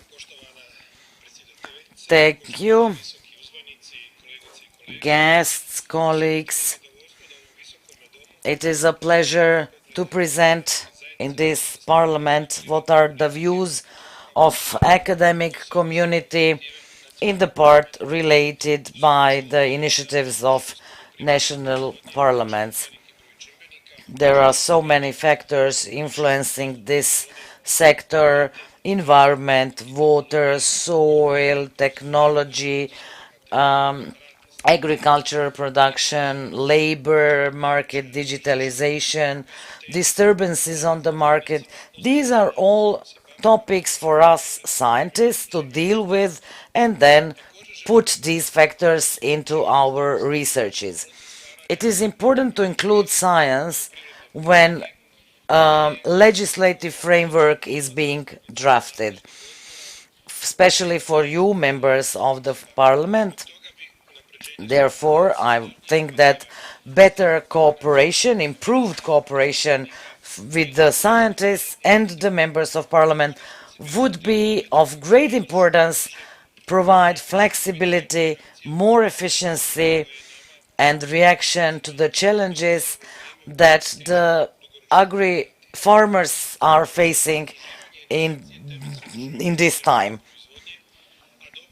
It is good that new CAP provides more focus on the production. I would like to praise our ministry, our minister also for the support they provide to the scientific community in order to find efficient solutions.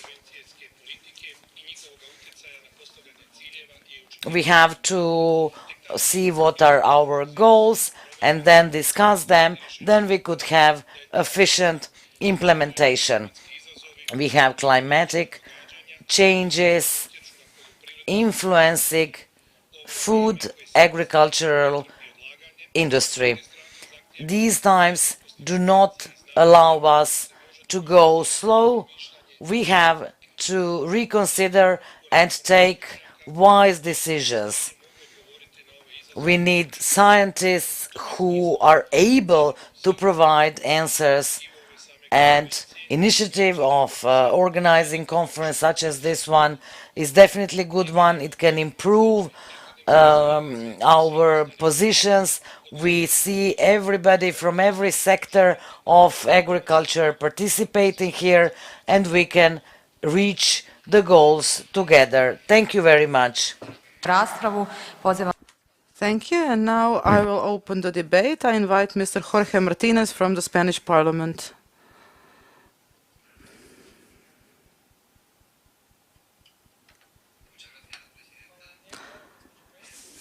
Thanks a lot, Madam Chair.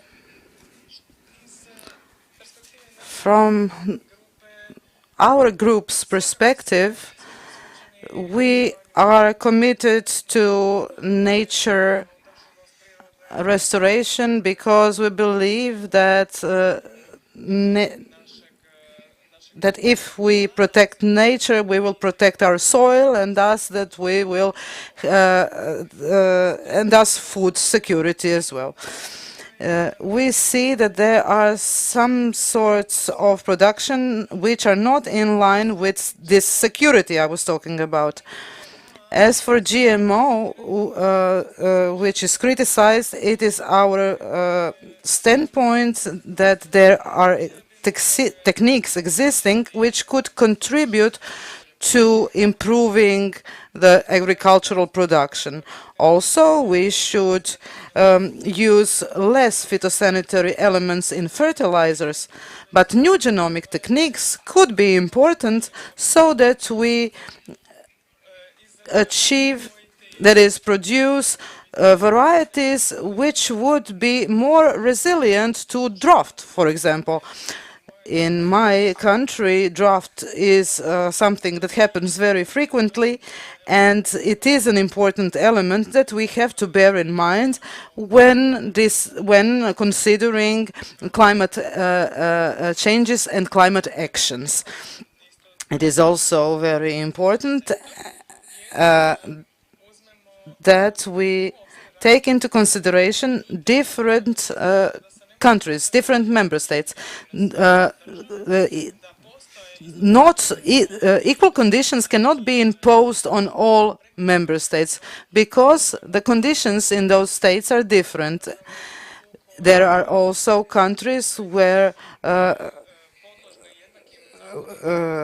we know that the food is coming from countries that don't have the same standards as we have.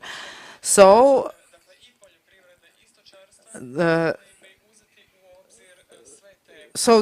all this should be taken into account when adopting one decision related to that. Now I'm asking Mr. Kuchera from the Czech Parliament to take the floor. I would like to thank you for today's discussion. It's a very good and diverse debate.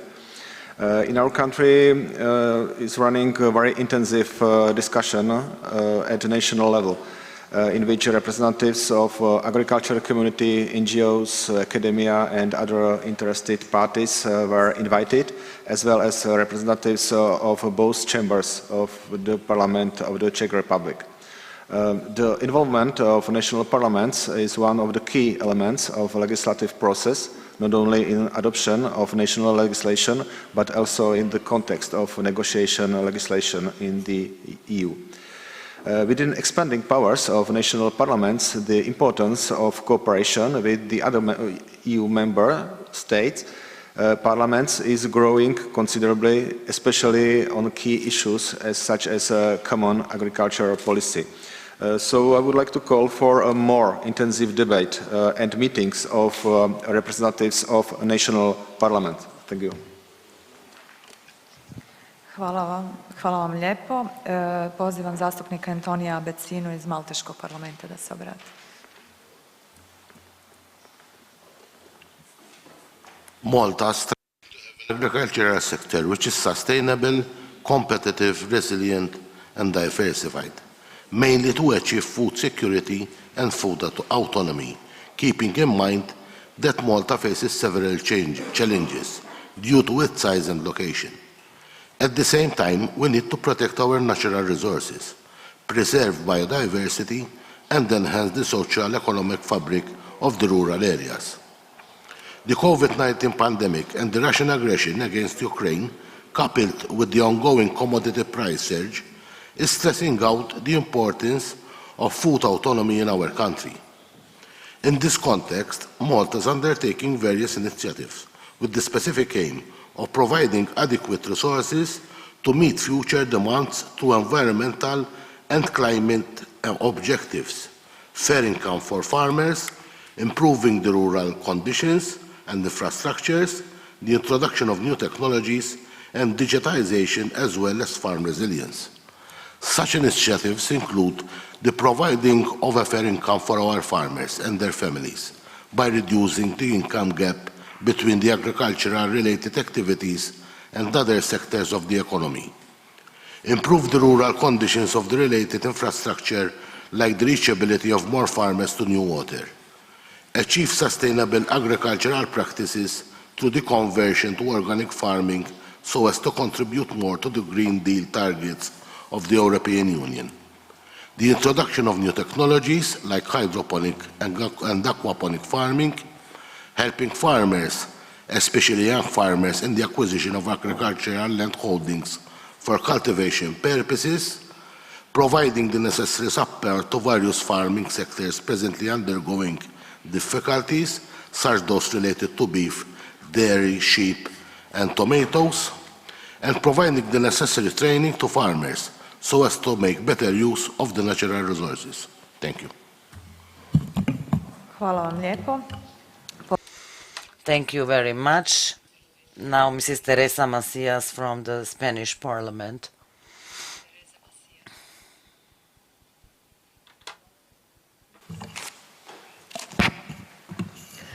Muchas gracias. Thank you very much, Mrs. Chair. Together with our Prime Minister Pedro Sanchez, who belongs to our Socialist Party, we are all looking towards the politics which should put as a priority a generational renewal. We also stand for the protection of our soil and sustainable development of our agriculture, but also the usage of it. Besides, together with our government stands with our position to include more women in agriculture. On the other side, the techniques, the production show decrease of certain kinds of machines which could be used to reach better results. In that way, the farmers and livestock breeders are included in these kinds of schemes. So this is why we ask to recognize certain services which should be included by agricultures in their production in order to improve such agricultural politics, we realize that we need to set limits for the resources because the production has to be productive.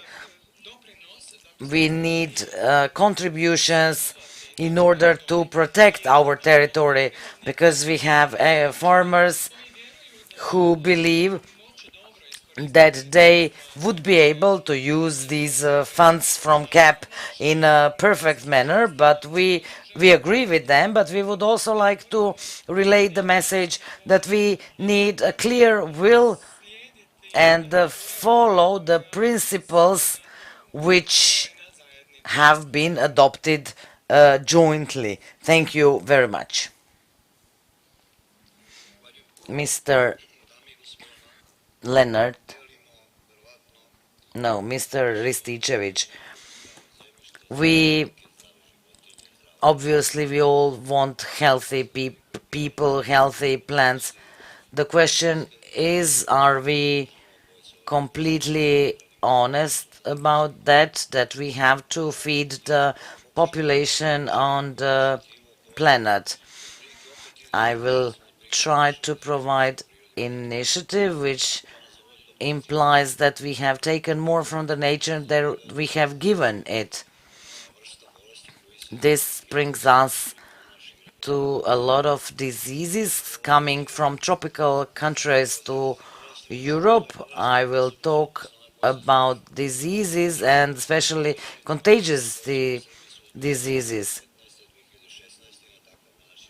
In Serbia, we protected Europe, which paid for all the things we did.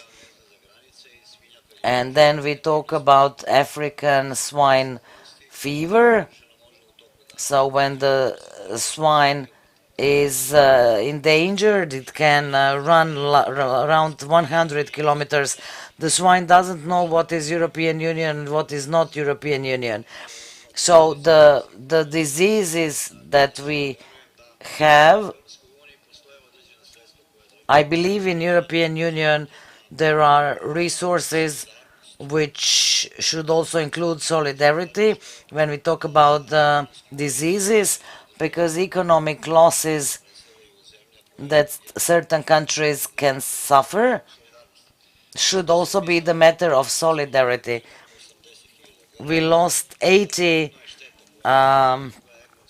heads of cattle in Serbia due to African swine fever.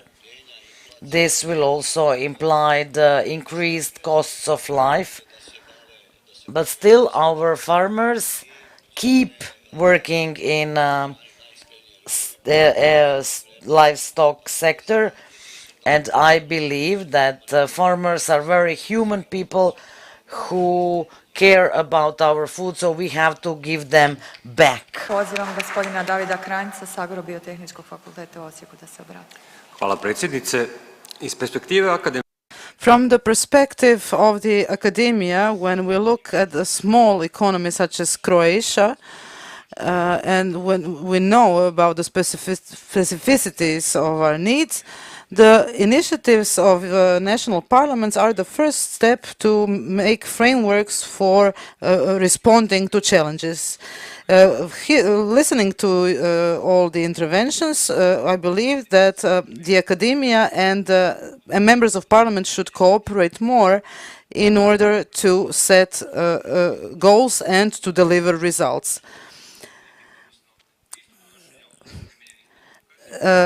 The Commission is also making its decisions on impact assessment and in cooperation with the academia. This is the best way to avoid risks of adopting ad hoc populist decisions. There is increasing need for scientifically proven results. This gives the arguments for all the stakeholders how to approach problems of the consumers and of the producers.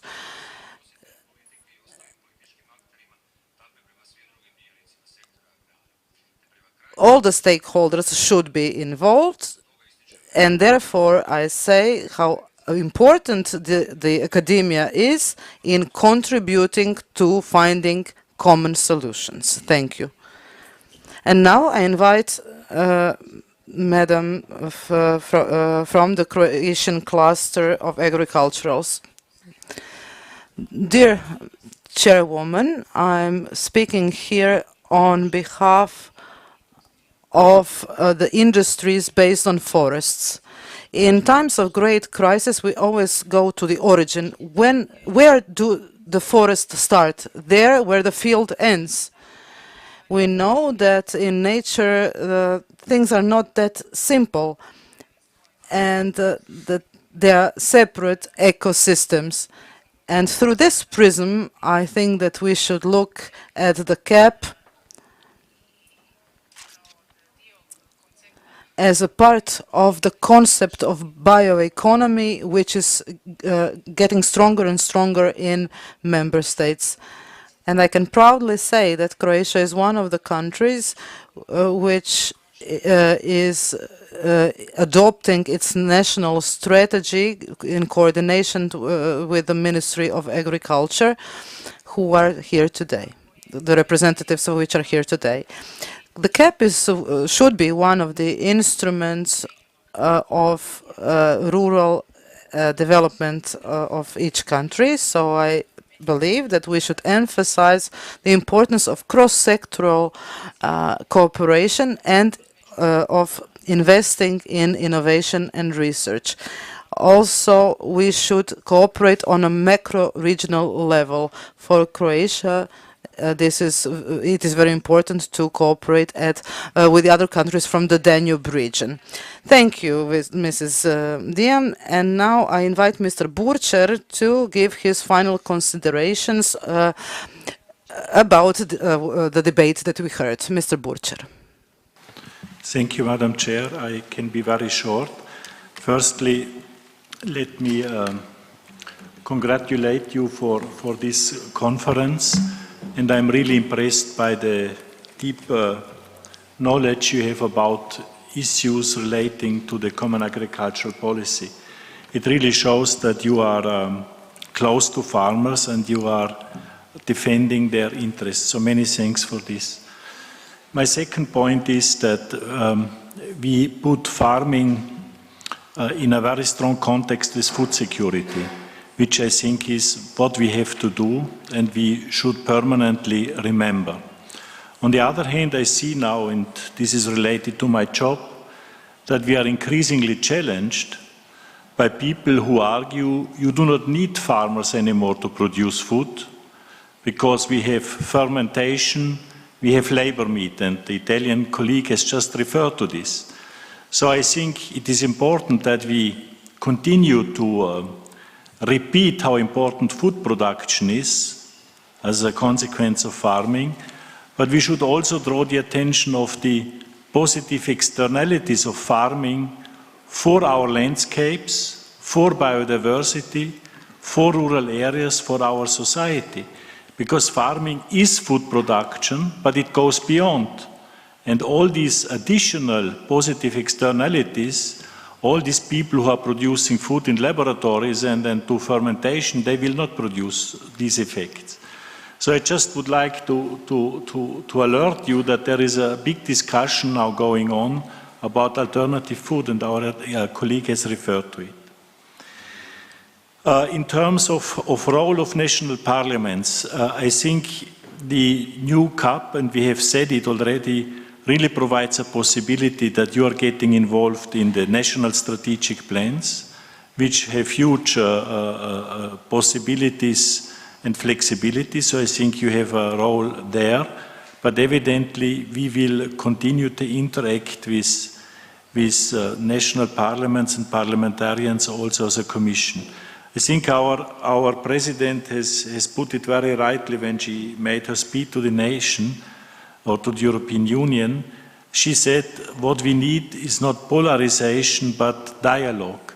And in my job I often face this polarization. Many of you are attached to livestock breeding and rightly so, but we have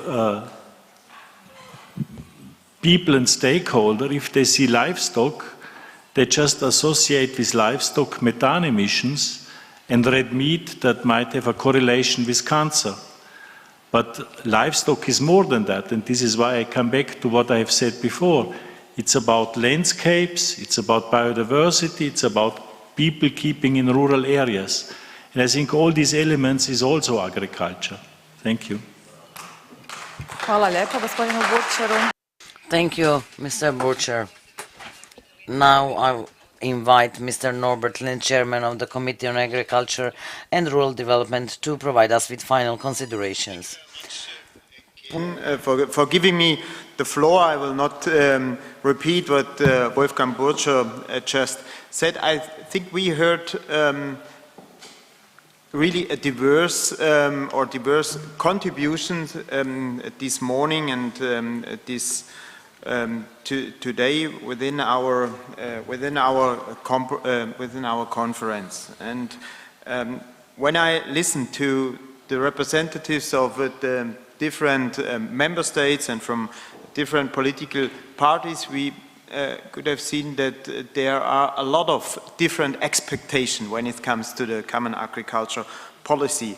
There were some who asked for a real, I would say, revolution on the CAP. Others ask more for an evolution. Then the third one was asking for more budget. Then others asked for innovation, for new technologies. Then COPA asked for reducing the administrative burden. Others ask for more tools when it comes to risk management to fight against weather disturbances or floods or droughts. For others, the main topic was the question of water irrigation. I think what I can assure you, when we look at the current CAP, I think we achieved a lot when it comes to a fairer distribution of the CAP money. What I mean with this is the redistribution that there is, and Wolfgang Burcher mentioned this as well, that there is 20 billion more for small farmers, the largest distribution we ever had within the 60 years of common agriculture policy. What I can assure you as well, and there will be always discussions about conditionalities, if there should be requirements. I myself and the majority of my committee are always in favor of voluntary measures, in favor of incentives instead of obligations. But on the other hand, we have a common agriculture policy. This means there should be a minimum standard on the European level. There should be a minimum of requirements on the European level. So I can assure you, more budget without requirements, this will not fly. This would mean that the common agriculture policy is dead. So at the end, it has to be balanced, it has to have flexibilities for the member states, and there I can again thank all the contributions from the national parliaments from today. And on the other hand, we have to guarantee competitiveness within the European Union. We have to follow and to respect the rules of internal markets, and we have to respect the taxpayers' interest. That means a minimum requirement of controls are needed as well. I will leave it with that. Thank you again for your invitation and for this conference.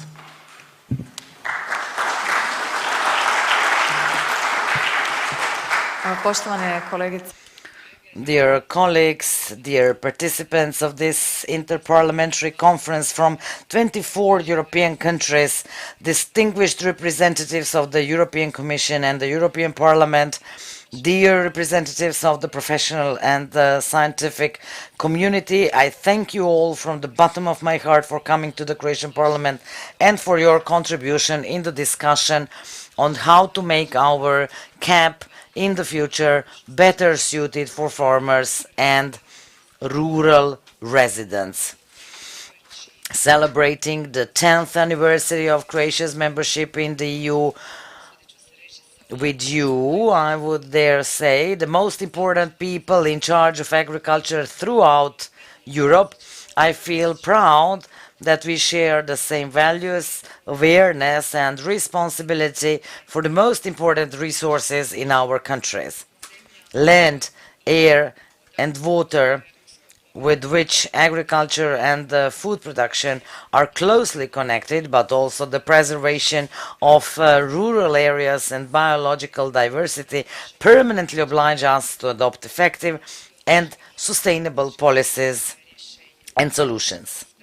That is why I believe that the willingness we express today as representatives of national parliaments to be active participants in the creation of the CAP will be understood by our partners in the European Commission and the European Parliament as an extended hand of cooperation with the aim of achieving greater productivity and competitiveness of our agriculture in a sustainable way and to ensure our citizens enough quality food at affordable prices and our farmers a decent income and a life in dignity.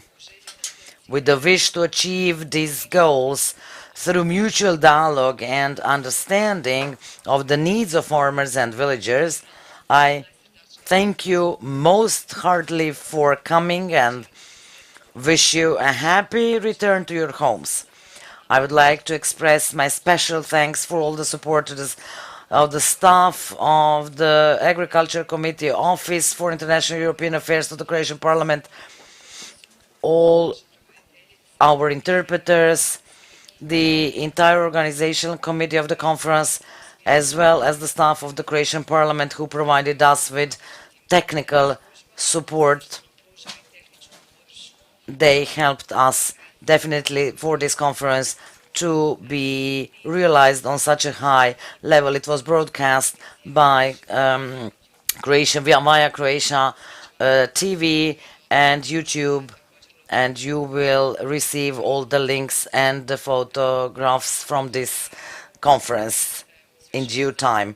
Once again, thank you very much for everybody who contributed to this conference. Now I close this agriculture conference. I wish you all the best. I invite you to our lunch now.